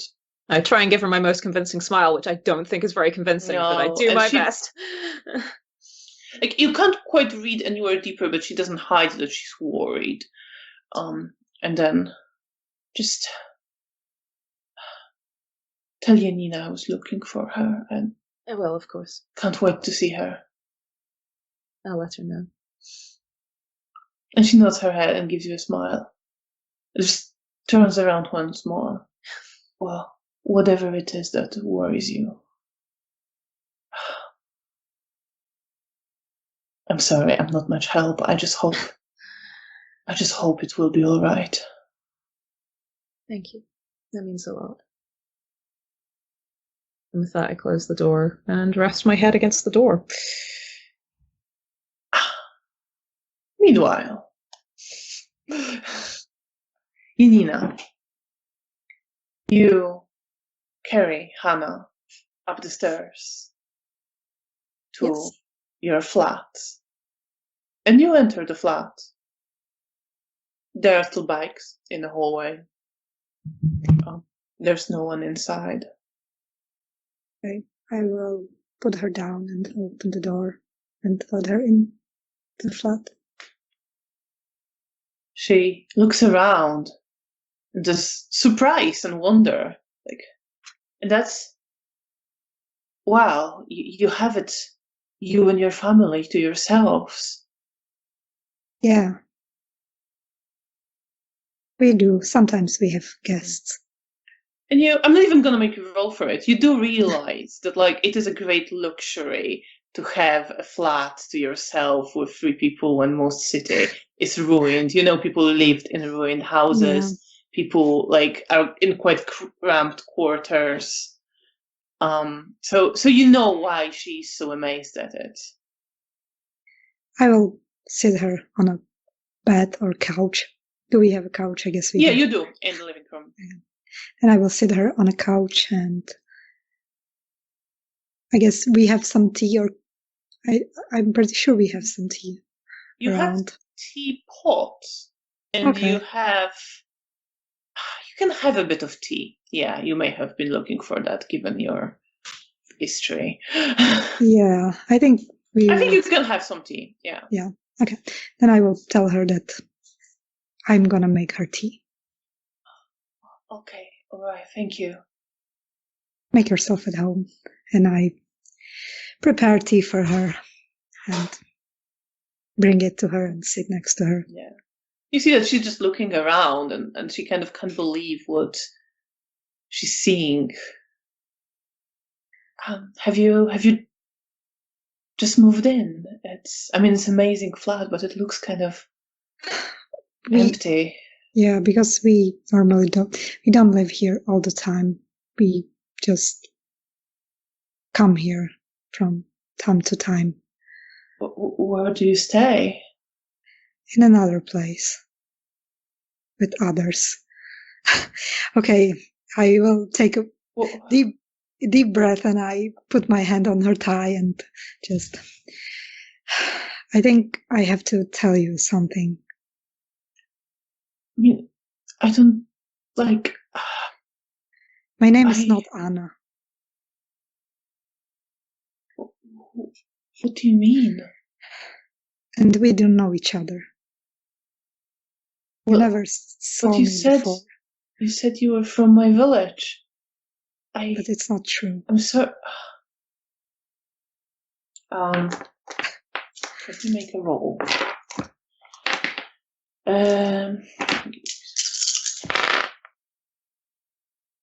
She kind of looks at you, and she almost she pulls away at this moment. Not quite getting up on the couch, but she does make this jolted movement back. I look on the ground, and I just, I'm sorry. Who are you? My name is Janina. That's my real name. And I want you to calm down, okay? I will tell you some things, and it's gonna sound ludicrous, but you have to trust me that I only wanted to help you. You do see that now she's looking scared. At this moment that she pulled away, and is looking at you with this, almost like something briefly, broke in her, and she's seeing through the haze of what she's been feeling. And she looks at you really scared, and she looks around, in this. It's okay. Not quite terrified, but very uncomfortable expression. I'm not gonna hurt you. Why would you hurt me? No, listen. The way we met, you weren't in a car accident. You were attacked. Do you remember what happened deep inside? Well, charisma and persuasion. I'm just gonna put an idea out there. In case you want to use it, you have presents. But you don't have to use it. Okay, it will be last resort. Okay. I have 2 10s. You have 2 10s. So she does kind of stop looking. She stops looking around, so terrified, and focuses on you. And as she focuses on your voice, you see this like focus specifically on your voice coming back. And she kind of nods her head, and I was walking home from the villa where I worked. It was late. I'm not sure what happened. I wasn't in a car. I don't think I was in a car. No, you weren't. You was attacked by evil people, and I decided to help you and to save you, but I don't know how to say it, but I'm not really a human.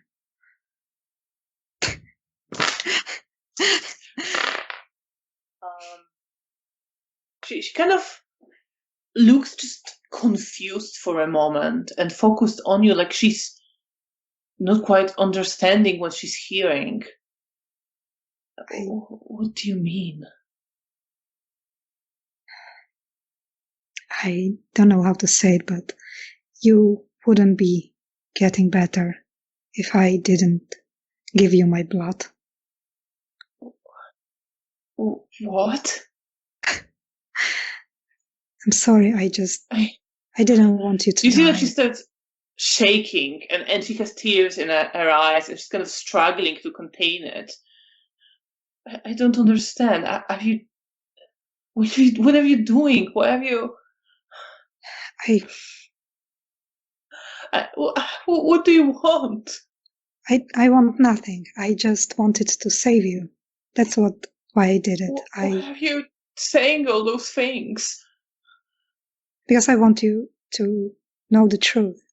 I don't want to lie to you. What? But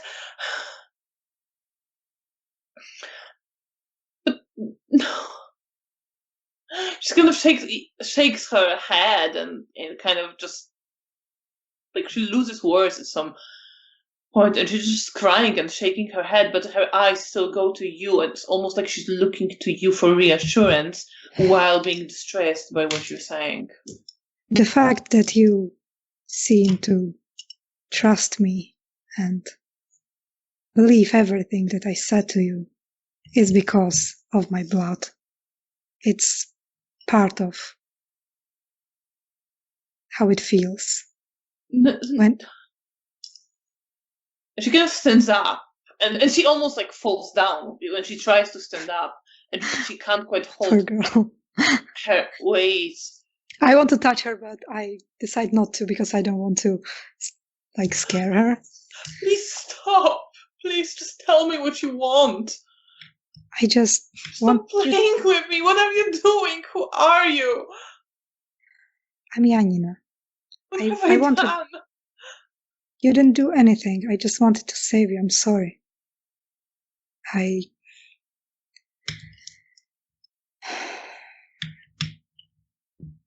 really hope you'll understand that I did it because I wanted to help you to walk again and to save you from those evil people. They would have, killed you would be the best thing that would be happening to you. They would torture you. They were monsters. And I guess I'm a monster too, but You're different. And again, there's some clarity in her eyes, although she still looks terrified and is crying. Can I go?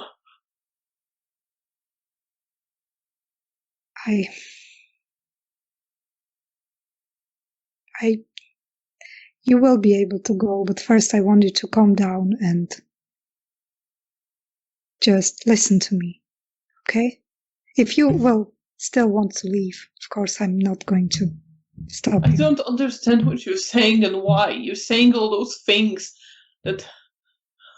What are you supposed to be? Is that some sick game?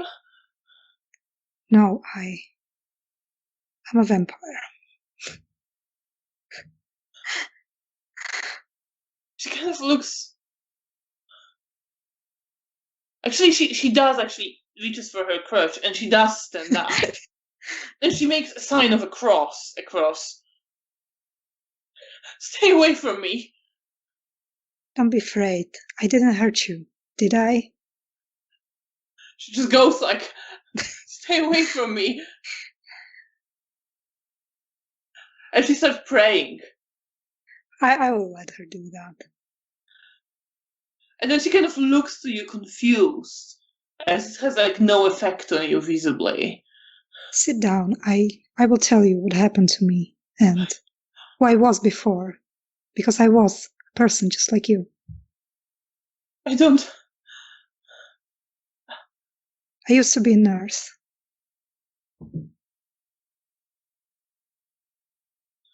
And what are you going to do with me? What do you want? I just want to be your friend. And you're not a prisoner or anything. And I'm not going to hurt you. I promise. Perception and empathy. Difficulty 6. Wait a minute, I'm going to find empathy. Okay. And I will spend a willpower. Okay. I have enough, so I can spend. Yes, absolutely. What was the difficulty? 6. Okay, I have 5 successes plus 1, so... 6 successes. Yes. So you do realize, looking at her, that first of all, she can't quite believe what you're saying, but there's clearly something that makes her believe that there are some supernatural creatures, and she's shocked that the sign of the cross and prayer doesn't work, because that's what was her first go-to. And that was definitely the part that she wanted to protect herself from you. And she's scared of you. She doesn't quite believe you, but she does. But there's also a part of her that you know is the blood-bond part of her that wants you to reassure her and wants to believe you and wants to just sit back down and trust you and please you and do whatever you say, but she's scared. And still she hopes you will stop her from being scared, but she's not quite allowing herself to, although there is this very strong pull. She's basically pulled between the blood bonds and her natural response to what you're saying and fear of being lied to and what you're now revealing. Please sit down and I'll tell you. I really don't want to hurt you. I just want you to be with me as my friend. And you could help me in the hospital. Roll your charisma and persuasion again. With, I think this time it is going to be a lower difficulty because of Bloodbond, but it's still difficulty 7. Okay. 2 successes, 9 and 7. She kind of sits down, but on the very opposite end of the couch from you. And watches you very carefully. I promise I'm not going to hurt you. I never hurt you. Me and my sister, we brought you back to the hospital so they could treat you, and I mean, if I walked away that night, you would probably survive, but you would never walk. And I guess I somehow felt responsible for you because it was me who chose to save you from those monsters. So I wanted you to live a normal life, sort of normal. So I gave you my blood to help you recover. But the side effect of that blood is that you trust me and you want to trust me. And I see it in your eyes right now. I do. And I'm sorry. This. I did, but I want to be honest with you. I don't want you to just stay with me because you feel like you have to. Can you end that spell or whatever that is? I guess out of character, it would it wear over time if I didn't feed her, or at this point it's if you didn't feed her and didn't have any contact with her, it could wear off. But I mean, you're not like absolutely sure what would happen. You know, she will need more blood and want to have more blood, so you don't know like how she would psychologically respond to it, how her body will respond to it. And I guess we are going to say that I don't think there is anything to help. At least I never done it before. I just wanted you to be healthy. And I'm sorry. Thank you. I didn't mean to. She says, like, and then catches herself and looks angry with herself that she said it. I really didn't want to ruin your life. But, I mean... But you said you ruined my life. Can't I? What's going to happen now? Well, if you will want to stay with me, because you want to, not because you feel like you have to, then I will find you work at the hospital. You can help me, and you will live with me, and I will treat you like my friend. You're not a slave for me. I just want Why would you say that then? And she's crying again. She kind of is taking a toll. I'm sorry, I guess I'm not very good at being gentle with words. I'm blunt, and I'm sorry. Maybe there would be a better way to explain everything. But I just wanted to know that if you decide to just leave right now, I'm not going to hunt you down. But I just want to warn you that some others might, if they figure out that you know. Because our existence is a secret. Bless you. Thank you. She kind of looks to you, and she looks, you see now that she's exhausted, like she doesn't have strength to struggle anymore. But you will protect me. Yes.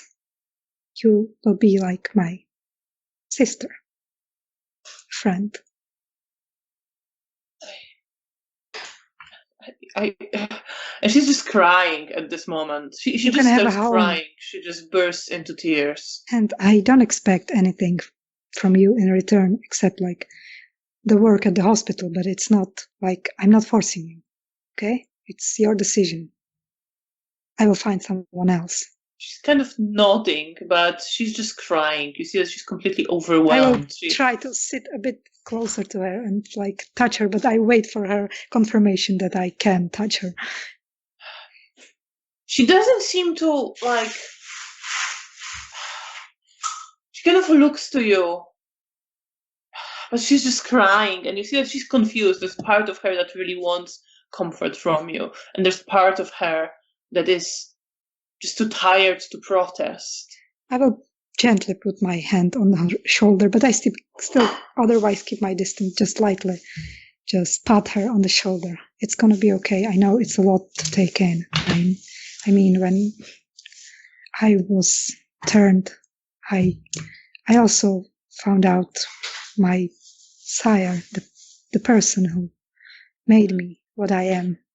He gave me a choice, and I accepted. But it was also a lot to take in. I mean, it's your choice, I guess. I'm not going to force you to stay with me. But I promise you that if you stay, I will protect you. But I have nowhere to go. I know, that's why you can stay here, and I will protect you, and I don't expect anything from you. Okay?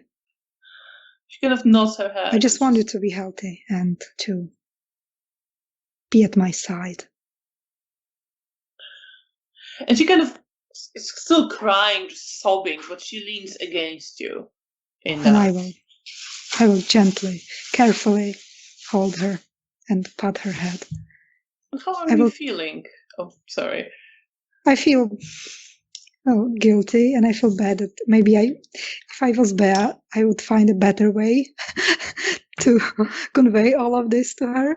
So I feel bad, but at the same time, I feel better that I told her the truth about what I am and that there are no more lies. And I hope that she will decide to stay, because I know that I will get in trouble if I let her go, but I know that I will let her go because I'm not going to. If she decides to leave, then I will not go after her or hurt her.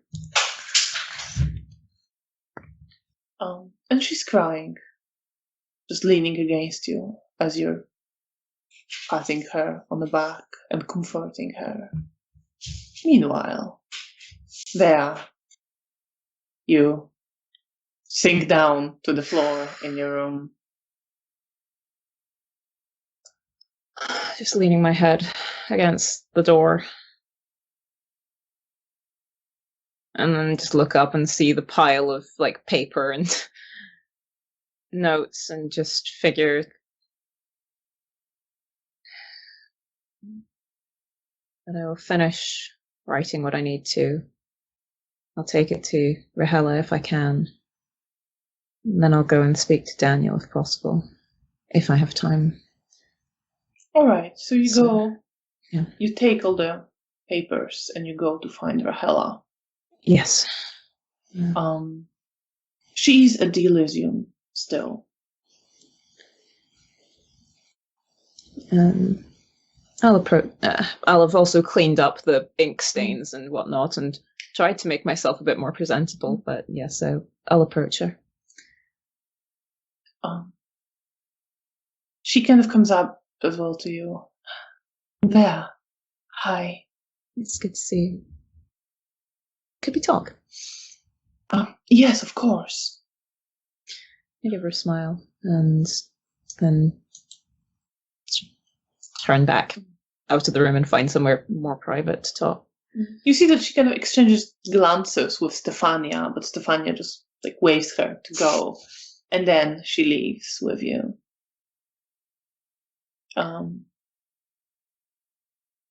Once we're out of earshot, how is it being close to them?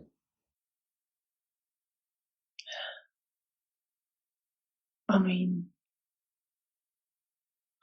it's not... Well, it's better than having no one, I suppose. But they're not... I'm not sure if they treat me seriously, or just... I mean...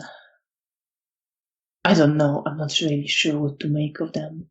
They're kind and nice, if that's what you mean. They've never done anything to hurt me, but I'm not sure if I can move forward. I understand. Through that connection. Are you... We previously spoke about if I could leave some letters with you. You can have... Oh, yes, of course you can. Thank you. I also wanted to let you know And then I pause and realize I'm going to need to give her a bit more context. I'm going to be going out on a task tomorrow.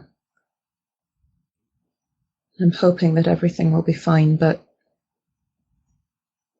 in the off chance that it isn't,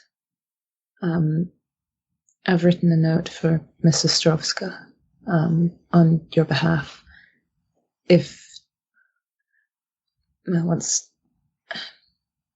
When I come back, remind me and I can have a proper conversation with her about it instead, but just... I thought I should just put that in case. She just says before we can even continue. And she looks very serious now. Thank you, Bea. I'll of course keep them safe. Yes. And good luck. Thank you. I think they've all sort of been folded over, and they'll have the names of whoever they're for on the outside. And there's one for her as well in the pile. Thank you. Hopefully it's not necessary, but I'd rather be prepared. Of course, I understand. Thank you.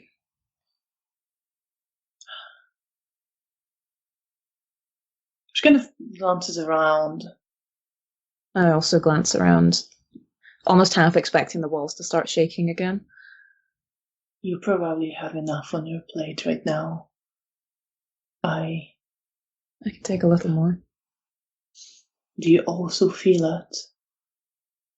The change, the turmoil, the shock. The ground is shaking and cracking. Something's coming. Yes. I'm afraid.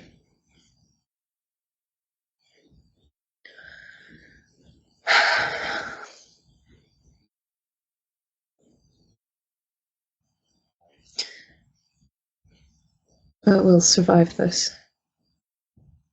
I have to survive this. We will. She says, and there's a certainty, determination in her face. And I take comfort from that. And I give her a small, faint smile. She smiles back at you. I'll keep those safe. I put them away in my room. Thank you. I appreciate it.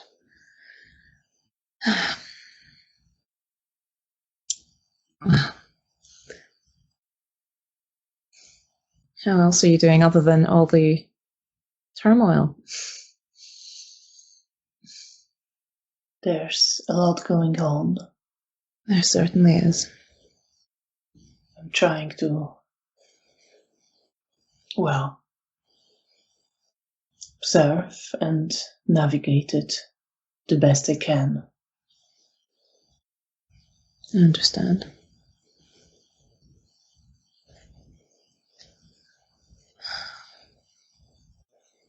And then I find myself sort of not knowing how to continue the conversation because I don't know where to go from there. She kind of looks to you as well, just falling quiet also. And then just says, I think I'll put them in a safe place now. Thank you. Take care of yourself. Bea. Thank you. I'll see you later, I say, trying to sound more certain than I feel. She gives you a smile. a sort of, you do get a sense it's a little bit empty, a little bit forced. I hope so. And with And that, she leaves you I also in the turn. corridor. I look down at my journal. What time of night is it at this point? It's getting fairly late. You spent quite a lot of time waiting at the Elysium, quite a lot of time writing. Yeah.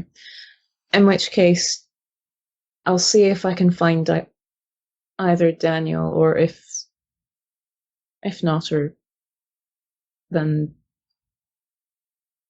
I'll maybe stop past Antoni's room, although I presume he's going to be busy. But where do you look for Daniel? I go to the room where Janina previously told me to look for him. All right, I find him there, but that's the only thing I have. So you head there and you knock on the door, and Nina opens the door. Oh. Yeah. Good evening. Good evening. I didn't quite expect to see you here. That's fair. I was looking for Daniel if he's around. I wasn't sure where to find him. Well, you hear Zoya just give this short laughter in response to that. I think I end up sort of slightly peering past the door frame at that. Nina looks over her shoulder, and then back to you. He's not here, although I'm sure he's around. He stopped by at some point, but he's busy with, well, his new very important tasks, I'm sure. I look a little confused, but he will probably be somewhere with the sheriff or one of the others. Okay then. I'm not sure where he is at the moment. Thank you. And I think sort of as I previously glanced into the room and spotted Zoya, I will sort of pause and go to, I hope you're feeling a bit better. She kind of shakes her head and looks to you, says, thanks. Sorry, I don't have anything better to offer. And Isidore kind of stands up and comes up. We appreciate it, but I think it still hurts her to speak. I'll leave you to rest then. Apologies. And sort of excuse myself with a nod and try not to make too hasty a retreat. Mm-hmm. And where do you head from there? I guess from there I try and find where the sheriff and the hounds might be. I've got it noted previously where you would have it noted, so you can. I guess I'll head in that direction, feeling a little bit lost. And then halfway, I think when I'm getting quite close, I suddenly sort of go, should I be interrupting? This is silly. Maybe I think my feet keep carrying me, but I'm now just overthinking.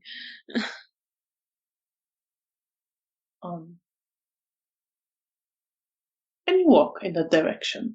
Meanwhile, Janina, Hannah cries for a while.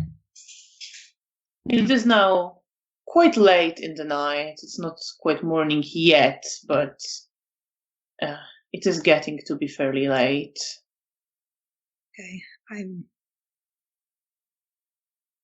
trying to comfort her and tell her, I promise I will keep you safe and protect you. I know I lied to you, and we didn't know each other, but in that time where I visited you at the hospital, I really care about you.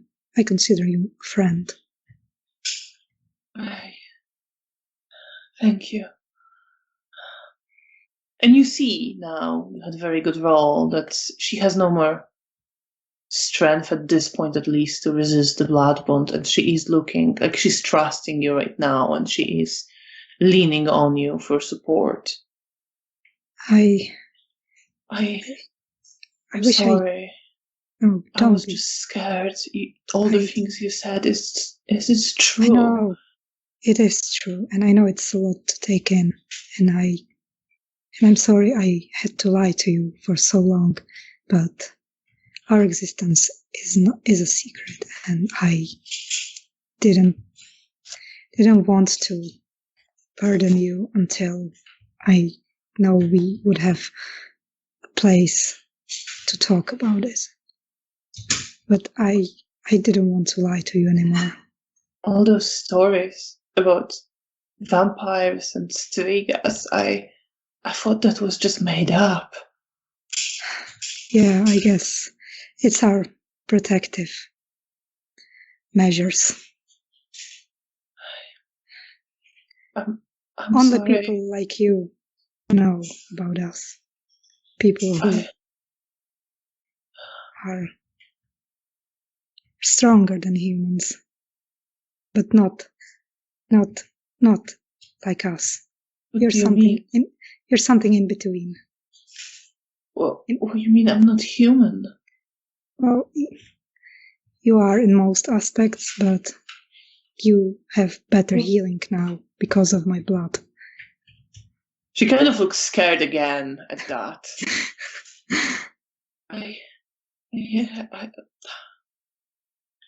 Do you feel sorry? No, don't be sorry. It's okay. I'm just not very good at explaining. Maybe when you meet Bea, my sister, she's much better and more soft with explaining.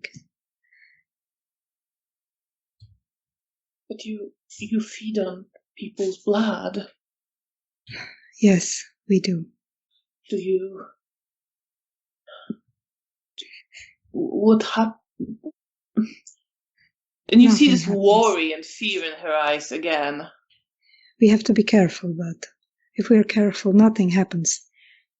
We try to be careful and take just a little bit, and the people are fine. I'm not gonna tell her what happens. By the way, 2 nights ago I murdered somebody. Maybe not. So she kind of just nods her head, and then she kind of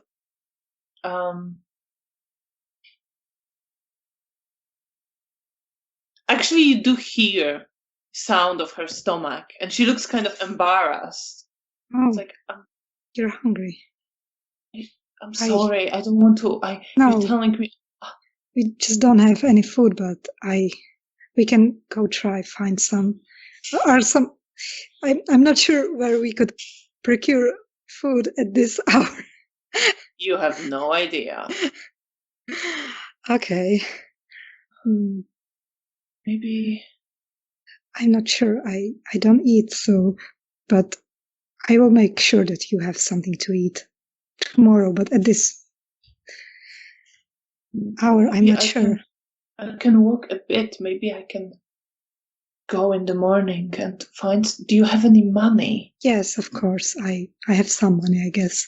You do have a little. You don't have a huge amount. Okay, will leave you some money so you could go in the morning and buy yourself something.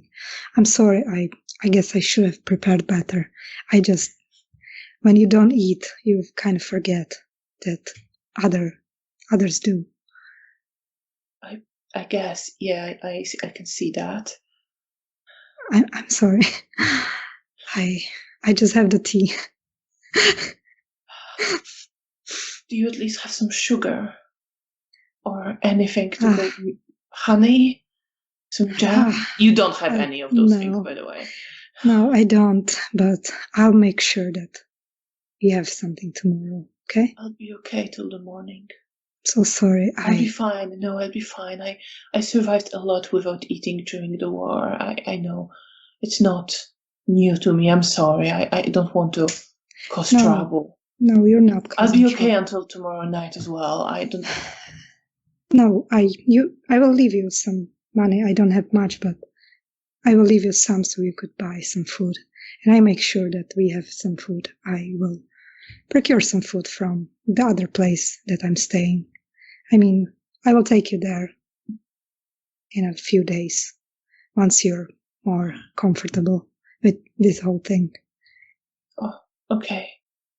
All right. Do you have to go now? No, I'll stay with you, but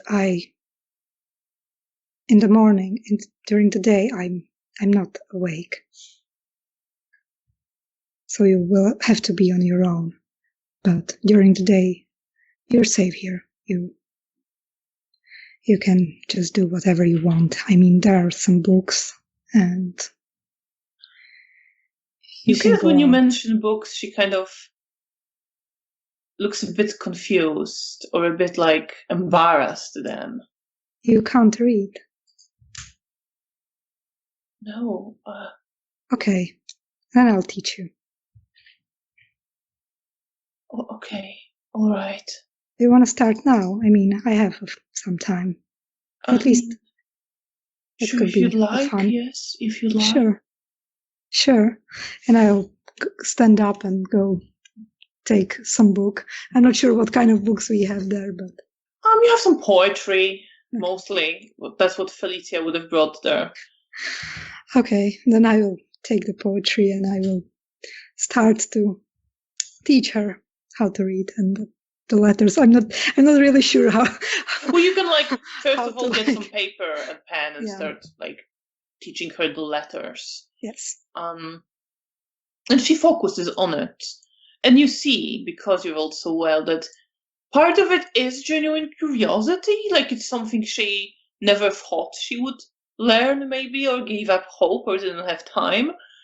And she's intrigued. And part of it, she's doing it to placate you. And she's very focused because she wants to do well, to show you that she can do well. Well, I'm glad that I can do something useful for her. And it feels nice. I'm feeling like an older sister. So I'm trying to teach her. You spend some time teaching her writing and reading. Yes. Meanwhile, Bear, you get to the office you were looking for. Yeah. I'm regretting my decisions already, and I guess I'm sort of in the hallway wondering, do I not? Do I even do this? This is stupid. They're almost certainly busy. They don't have time for this. So I think I'm just hovering at the moment. Okay. So you hover for some time. Can I hear anything? Just not that I'm intending to. I'm just curious. Roll your perception and alertness with. Are you using your heightened senses? I guess if it's the sort of thing of if I hear quiet voices, I would probably automatically do it. But if I don't hear, then roll with difficulty 6. Okay. Perception and alertness.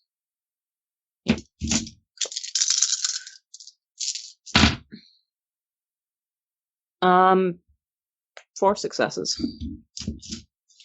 So you do hear voices. You hear 2 voices inside. Okay. One more familiar. That's Daniel's voice. And another woman's voice that you've heard before, but it doesn't quite ring that much of the bell. Yeah. And Yagoda is saying, listen, it's going to be okay. We'll work through this. We'll him at arm's length, use him as much as we can, and we're gonna make it through this, all right? It's and then Danny's just be quiet. He could be listening. It's relax. He knows. He also knows what the situation is. It's not like he's gonna be shocked that we're not fans of him. Okay, alright, I suppose, but this is fact, listen. All of this is fact. It shouldn't be like this, Daniel is saying. And Yagoda's yeah, I know, but Antoni's he's gonna be fine. We're gonna make sure he's fine.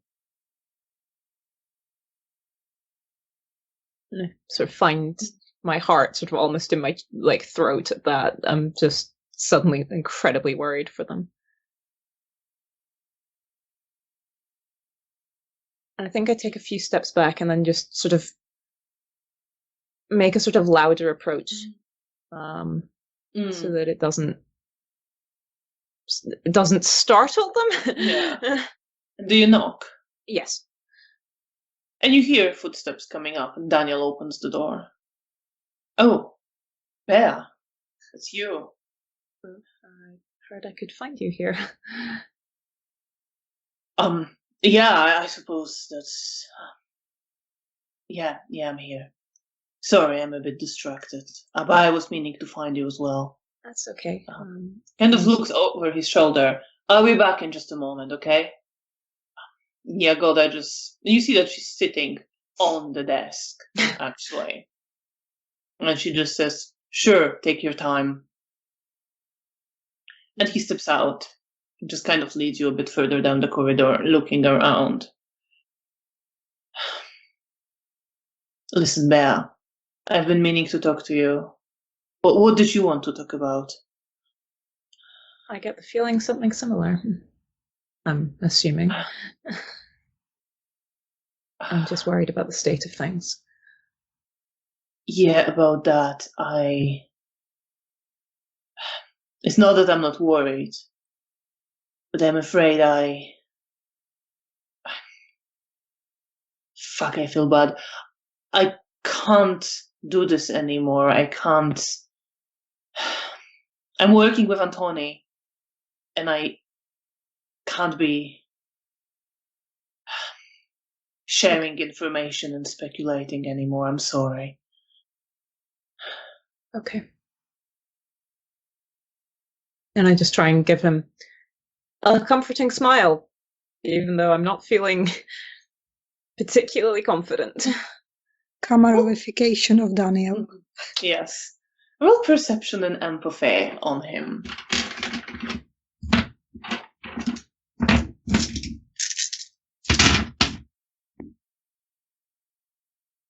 I presume difficulty 6?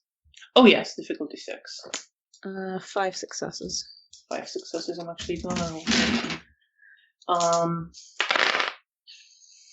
So you do see that he feels bad, and that's genuine. And he feels like he has to... Like he's very determined to step up, and he feels worried on some level as well about what he's saying, and there is this guilt there. But also you do see that he's kind of, when he looks to you, like there's something he's thinking about, something he's a bit wary of, that he almost catches himself sometimes when he wants to speak, looking at you. Like he wants to say more and then remembers something and he doesn't say it. And that's specifically like tied to you and looking to you. I think I frown and straighten up. Sorry? I sort of frown slightly and then straighten my posture.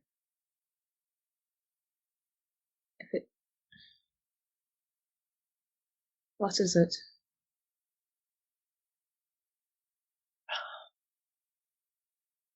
It's nothing, Bea. It's not like that. It's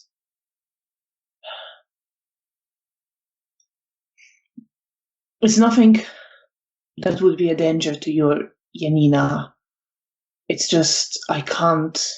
Well, I hope not. And you see that he's confused and he's kind of struggling with himself, but there is this something that he's worried of.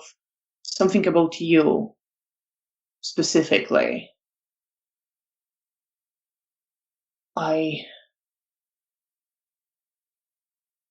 And I think at that I suddenly feel this... I suddenly feel more alone. And I mean, I was never massively close to Daniel, but at the same time there was this sort of agreement between us, and it made me feel like there was someone else there, and now he's looking at me like this, and I really don't like it. And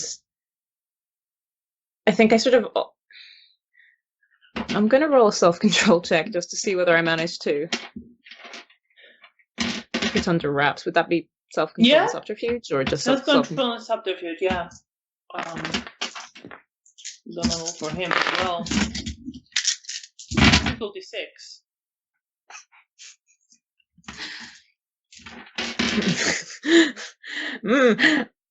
And I think I sort of take a step back at that point, and I look a bit crestfallen. What did you roll? Nada. Okay. Nada. So what's on your face? What he rolled 5 successes. Okay. There's this feeling of I'm trying to think of how to phrase this. The sort of I've been feeling overwhelmed all evening, and that's just sort of creeping up on me, and I feel sort of lost and alone, and like I've sort of lost someone that I could be honest with, or like open-ish with, and hurt, I guess, from the way that he's looking at me, and angry at myself for thinking that this was a good idea. And I think I just sort of make an excuse of, I'll leave you to your duties then. Apologies. I'm sorry, Bea. I hope things will be different soon. Sure. You see that he doesn't also, he says it and he genuinely hopes it, but it's not like he knows that they will be. Sure. And I think I just turn and walk away from him at that point. And I'm barely holding it together. I'm just trying to not cry in the corridor. Well, with 0 successes, I would say possibly some tears start flowing as you are walking along the corridor before you get to your room. Yeah, I'm sort of angrily scrubbing at my cheek. And I think I end up just like slamming the door behind me as I get in and throwing my journal on the bed and just forcing myself through the routine of getting ready for bed, even though I'm sort of breaking down and crying throughout the process. And I think I end up wiping my makeup off, but as I'm wiping it off, there's just more tears coming down and it just becomes more of a mess. And so I just end up standing with my hands clasped against the edge of the sink, just crying over the sink, feeling so lost. And you see the blood just fall into the sink, staining it again. And I close my eyes so I don't have to look at it anymore. Eventually, once the tears pass, I sort of look back up at this shattered reflection in front of me with this sort of hollow feeling in my chest and just quite mechanically start cleaning my face. And finish getting ready and then just go through to the other room, sit on the bed, and mechanically write in my journal. And then just stare at the wall until dawn. And eventually, you fall asleep. Collapse onto your bed. What are you feeling? Numb. Alone. Like it's angry at myself because this is essentially something that I did to myself and I don't know why I expected more. It was stupid of me. And I don't need it. I just need to do my duty, I think, is what I end up sort of telling myself. I just need to do my tasks, and if I do my tasks, then it'll be okay. But I don't really believe it. And you fall asleep with that feeling of numbness Meanwhile, Janina, eventually, you also see that like Hannah is drifting off to sleep even before you are. That she's clearly she wants to focus, but she's feeling very tired. I will lead her to the other room that usually Bea and Felicia stays in. And I just lay her down on the bed. And she just she's like at this point just kind of half conscious and she just falls asleep. I will kiss her on the forehead and stroke her hair. And I will leave the money for the food on the nightstand. And I hope that when I will wake up that she will still be here. And what do you do until? I will. How much time I have left? Not much. In that case, I will probably go to my room and lay down and just think about Nastya, Bea, Daniel, Roman, and all of my friends. And I probably just roll from side to side and think about Hannah and how she's gonna, if she's gonna come around. I mean, she seems like she will, but I hope that she's gonna feel more comfortable and that everything's gonna work out. But I think mainly I worry for Nastya. That's probably my main worry. Because I think Bea's fine, so. Yes, you think Bea seemed fine. Yeah. She seemed like she's busy, but she seems to be doing fine emotionally. And Nastya, you remember she really wanted to see you and felt. Yes, I will tomorrow. I know that I will have to. I'm gonna write it down before I forget that I want to visit her. Yeah. My to-do list is getting better. Yeah.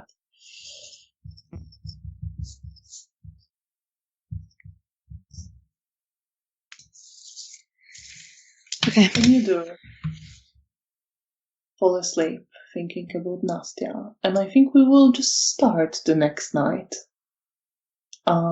Just to get you going before Bea sits out for her task. So please lose your blood for the night. No, my amazing. And you can regain 1 willpower, both of you. Yay, I'm back on. And Bea, you can also roll for nightmares. I'm rooting for you. Haha! 3 dice, baby!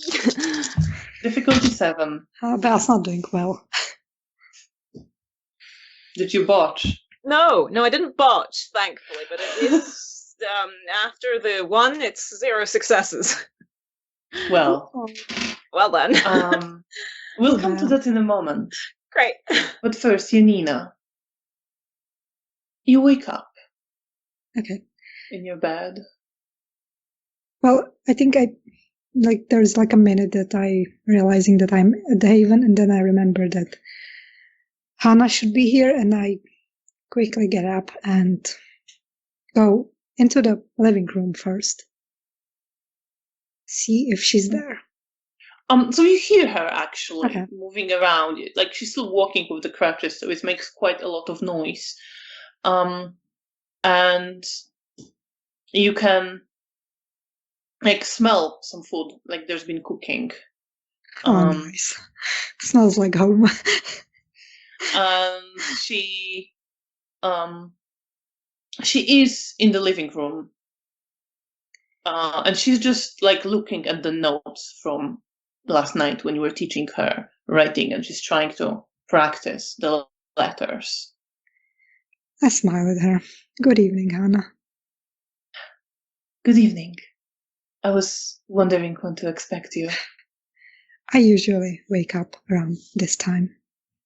Did you found food? I mean, I smell it, so I guess you did. Yes, I mean, I went looking. I didn't want to go very far because I don't walk very well, but I asked with the neighbors. I said I was unwell and visiting my family, and there was this lady downstairs who gave me some soup, and I gave him some of the money, but she was happy to share some of the food, so I'm set for well, not for very long, but for a bit I should be set. Oh, and I'm I can glad. always, I mean, I will bring you some more food. But I'm glad you're fed now. How are you doing? Are you feeling better about all of this?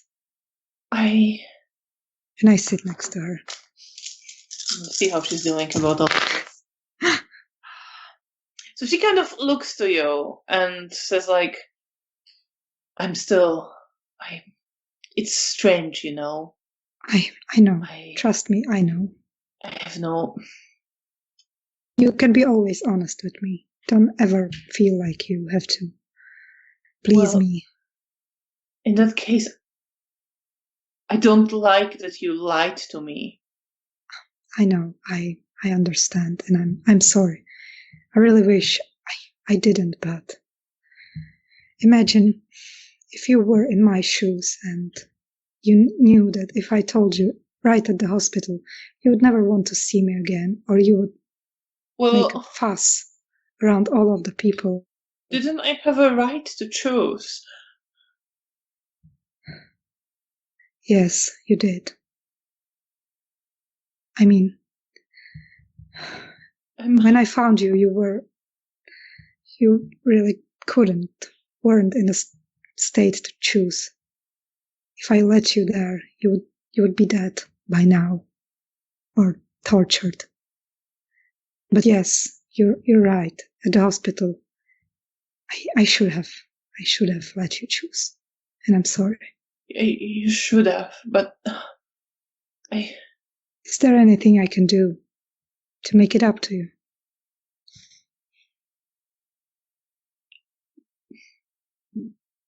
No, I mean, I don't want it to be like that. I know you saved me, but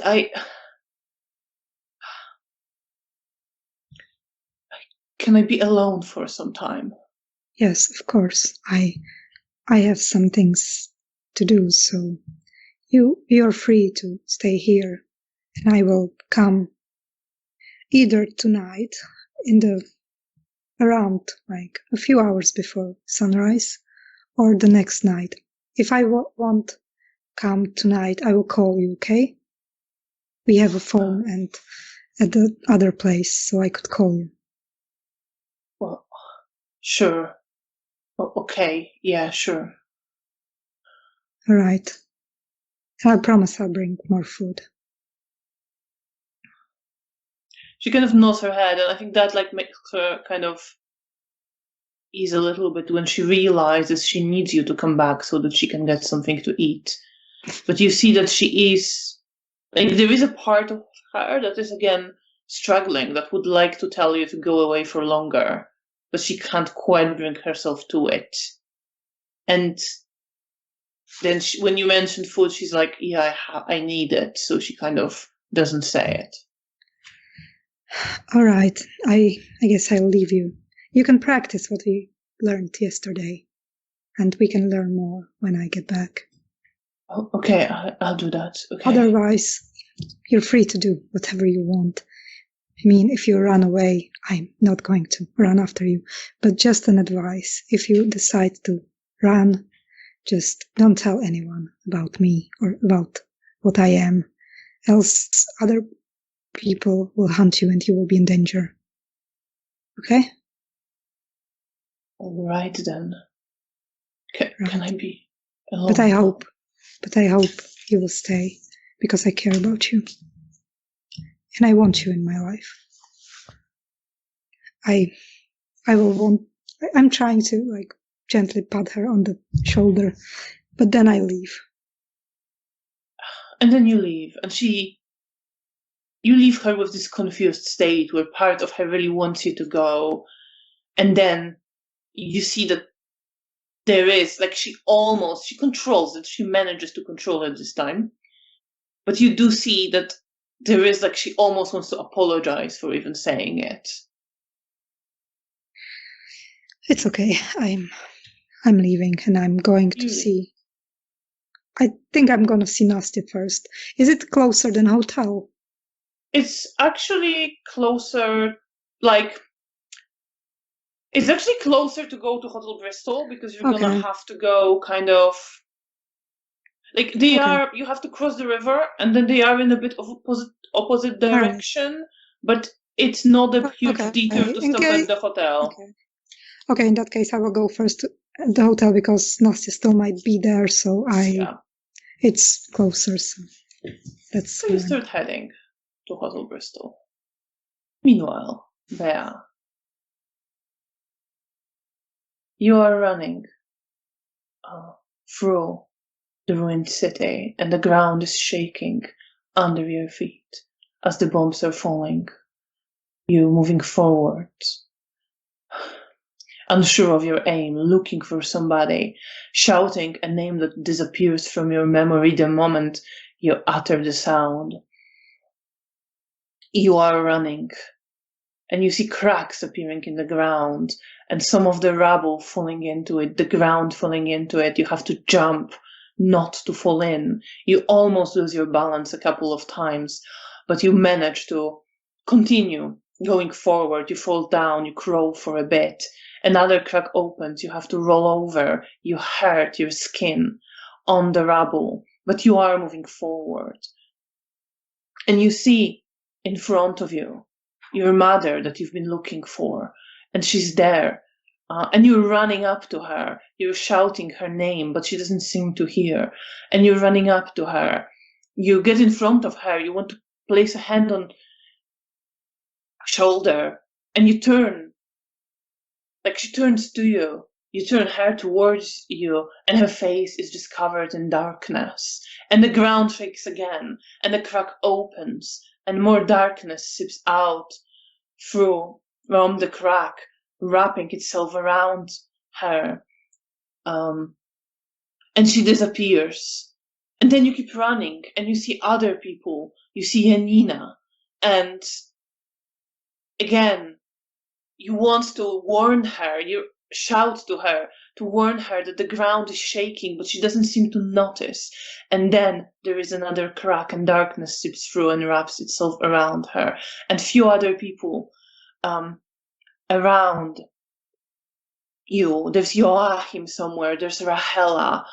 And the same things happen as the faces you disappear. The faces you know disappear, and the ground shakes and shakes, and you're left trembling with the ground, holding on to the rubble that is becoming more and more unstable under your feet. You wake up. And I end up sitting in the bed, clutching my face in my hands.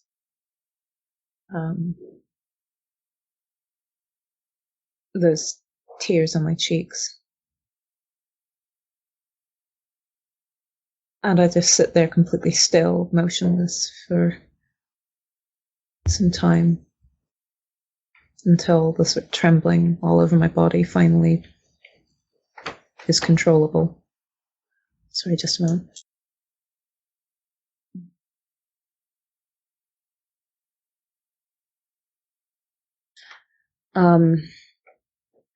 And eventually I straighten up and wipe at my face and look around the room to see that I'm alone. Yes, you also see that something has been put under your door. There's a small file lying there on the floor. Very woodenly, I stand up and go over to it, still feeling pretty empty, but a little curious. And you find a file which contains not much, but some information on Szczęśliwice garrison. There's a note explaining it's been abandoned mostly since the war.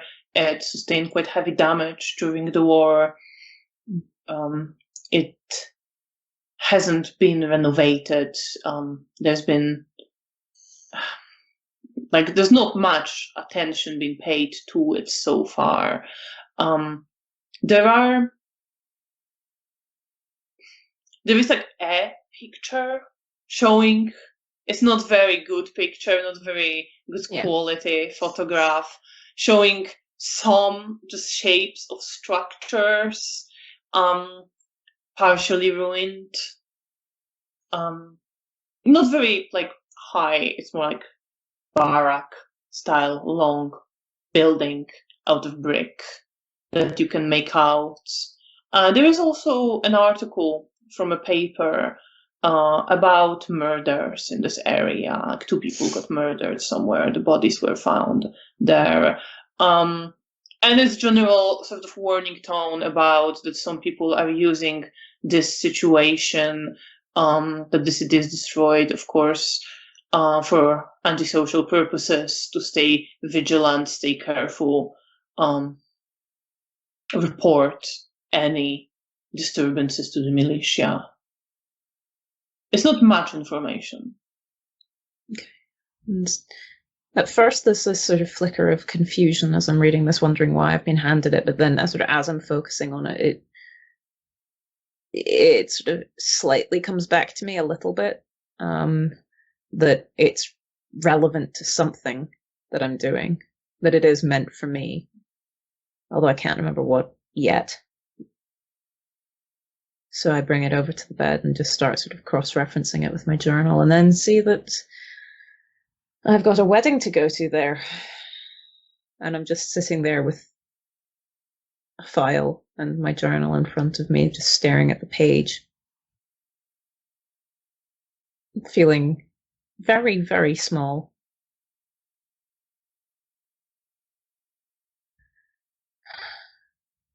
And then I sort of shake myself and stand up and realize that, well, I better start on getting ready. Do you get ready in any special way going to a Sabbat wedding? Or do you put on your usual? Or would Bea not even think about it and just get dressed how she normally would? I think because it's a formal event, there is a part of me that's just like looking. I mean, it's not like I have a very large number of clothes, but I do have a slightly smarter dress. It's not anything particularly noteworthy. It's just slightly smarter. So I guess I grab that. I think it's like almost this automatic, it's a wedding, grab. And then there's this sort of pause as I wonder why that's what I've done. And I think I ended up, like, as I'm putting it on, I'm wondering, is this even I don't even know what would be appropriate. So I guess I'm just doing this. So you dress a bit smarter. How are you feeling? Awful. As you're getting dressed. Absolutely awful. I'm scared, and I'm feeling alone and unsure in myself.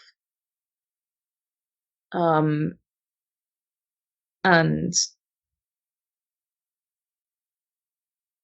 I'm dreading this evening. And so the more I'm going through my journal, I'm kind of doing it as I'm sort of putting earrings in and whatnot. And I'm just looking at this with this mounting sensation of,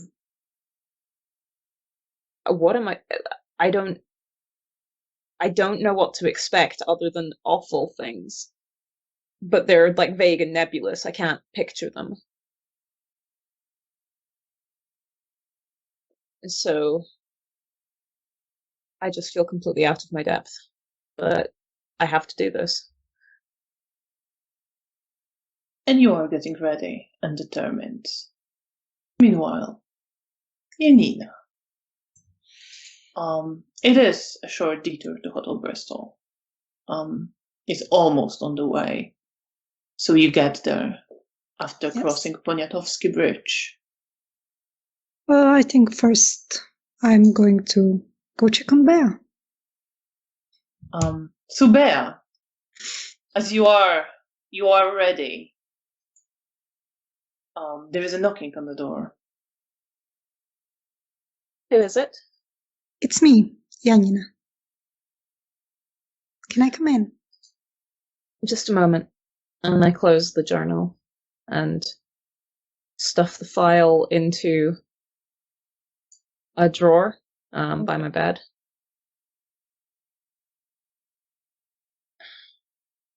And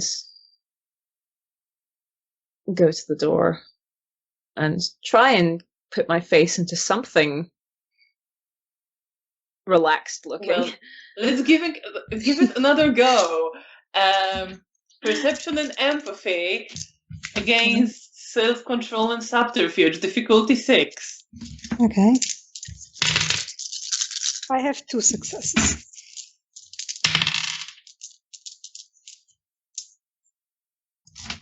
I have 1.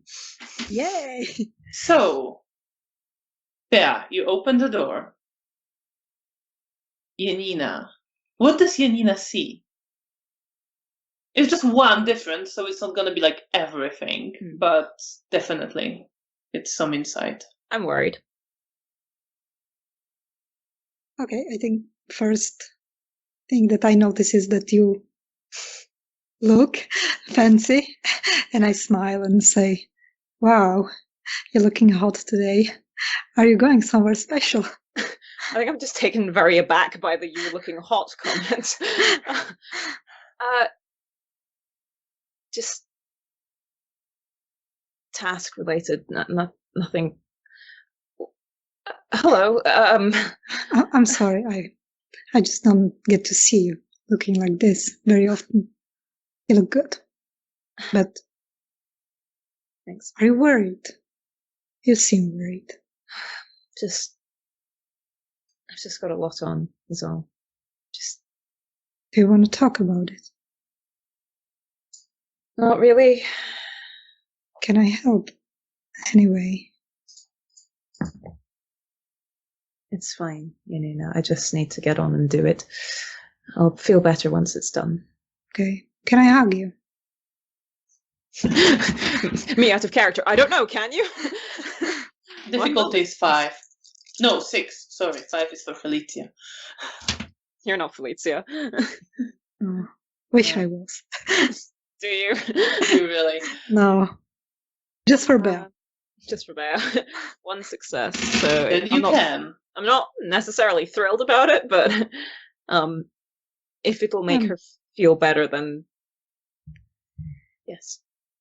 And I just embrace her and just a quick hug. Nothing too long, too tight. And sort of as I sink into the hug, there's this weird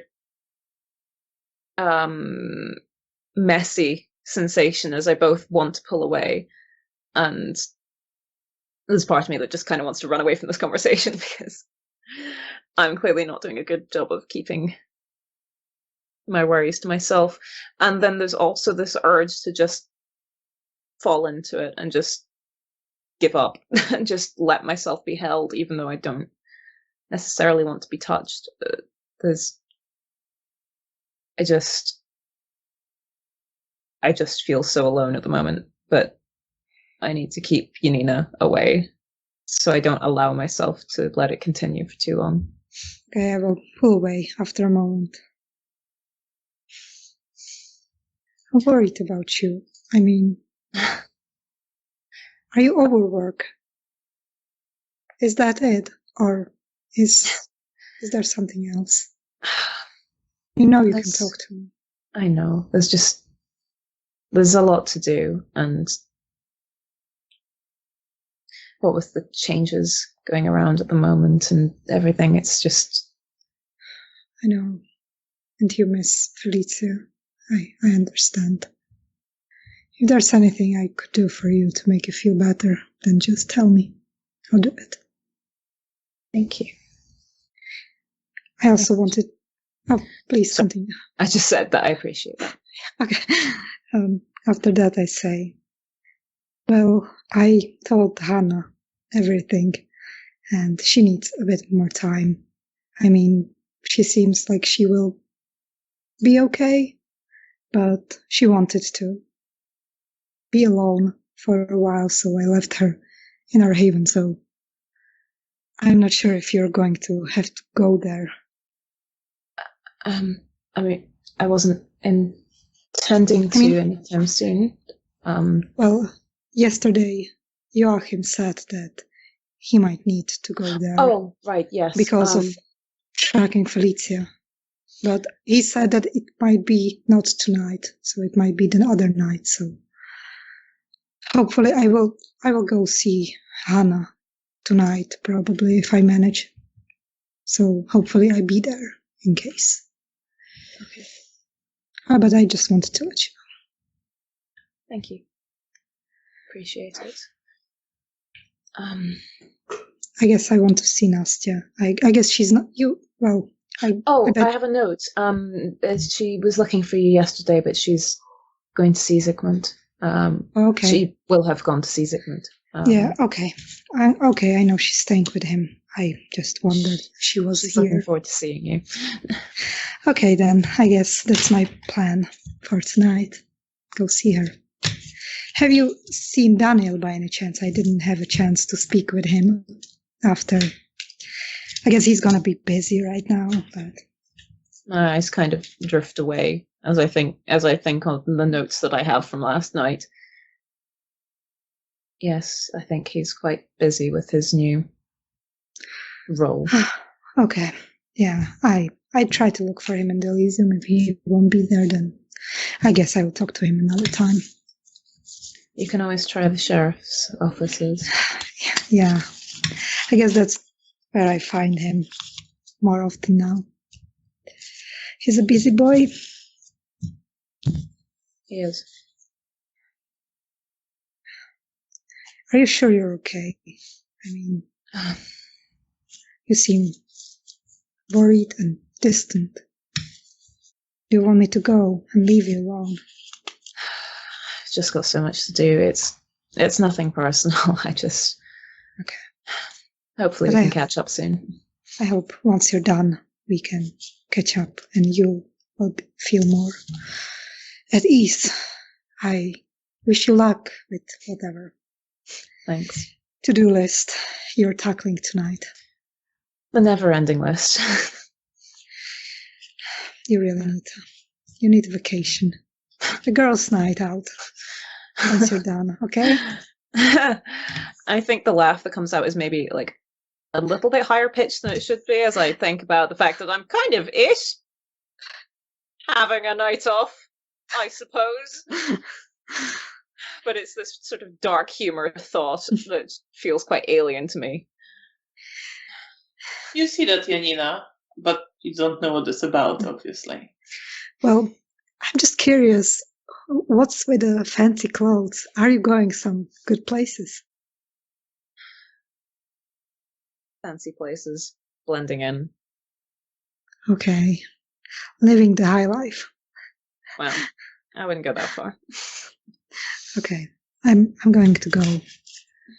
But good luck. I love you. I love you. See you later. Yeah. Take care of yourself. Yes? Well, perception and occult. Oh god. Difficulty 9. Oh no. Well, actually, difficulty 8. Yeah, you're just standing. Is that a 9 or a 6? That is a 9. Okay, that is 3 successes. Wait, sorry, what was the difficulty? Difficulty 8. 8. Okay, yes, that's 3 successes. Then Janina is saying, I love you. You say it back. You're saying goodbye. You do see briefly a shadow cross her face. And you seem to see a bit of darkness circling around her, not quite touching her, but almost wrapping itself around without touching. And then it's gone. And there's this sort of look of fear on my face. Do I as notice I see it? that? I mean, I would say so if we're going. It's still the same scene. Yep. Unless Bea, you think Fated Bea would especially try to hide it in that moment. I think I'm taken aback by it. Yeah. Given Is I've not been everything doing okay? well. Yeah. Is everything okay? I see darkness floating around you. Oh no. Just be careful, please. I will, promise. I'm not doing anything amazing. I'm just going to see Nastya and then probably go back to Hannah. No other exciting plans. I will be careful, okay? We'll see each other later. Don't worry about me. Okay. Okay, then goodbye. And I wave at her. Goodbye. And I give her a smile. It's a bit like sad smile because she got me worried. I worry about her. I worry about Nastya. Now I should also worry about myself. Yeah, how are you feeling as you're leaving? Where are you going, Janina, as you say bye to Bea? I guess I will quickly pop up into the Elysium just in case Daniel's there. If he's not there, I will leave. In that case, I just glance if there's someone I know, then I will smile and nod and then leave to see Nastya. You would have gotten a smile from Rahela and Eliza. And then you leave Hotel Bristol. Yes. And what are you thinking about on the way? How are you feeling about what Bea just told you? I guess it makes me a bit more alert. That I'm usually not as... I try to pay attention to my surroundings because I also remember what happened to Nastya and Zygmunt, that they were ambushed, so I try to look around and be careful and choose more frequented streets around people. But other than that, I don't worry as much about myself.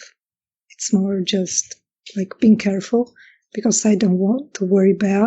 I worry about Bea because I don't know what's going on with her, but I thought she was fine, but she's clearly, I don't know. I feel like she's overworked, and it's because of Felicia, because I don't know her tasks, that they are so dangerous. So well, you know she has tasks. Yes, but I don't know, but I don't know the magnitude of how dangerous they are. No, you don't. In my eyes, I feel like it's because of Felicia and because she's overworked. But yeah, and I worry about Nastya, about the darkness that might be spreading towards everyone right now. Well, towards you certainly, and Nastya. Yeah, that makes sense because I'm close to her. So yeah, that's what I'm thinking about. And you're walking through those thoughts to see Nastya. And Bea, you are left in your room. Janina has gone. I take a moment, trying to compose myself, but just feeling like I'm cracking.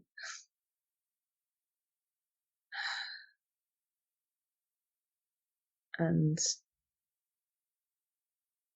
I then realize that I'm really going to need to feed before I go to this, and I need to plan how long it's going to take me to get there. And so I'm pulling out a map and I'm just shoving my emotions to the side as best as I can and trying to just get on with things. And I just feel in over my head.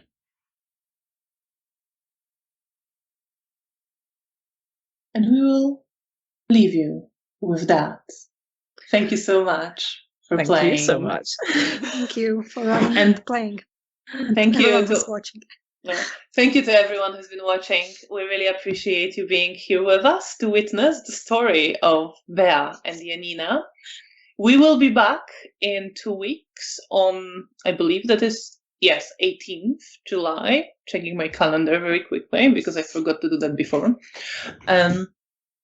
It will be the same time, 6:30 p.m. British Summer Time. And after that, we will be taking about a month of a summer break. So in 2 weeks, it will be, we don't do seasons, but it's as close as we're going to get to a season finale. There will be a Sabbat wedding. So we hope to see you again in 2 weeks for some of that. And we really appreciate your support. And until next time, thank you and good night. Good night. Thank you. Bye-bye.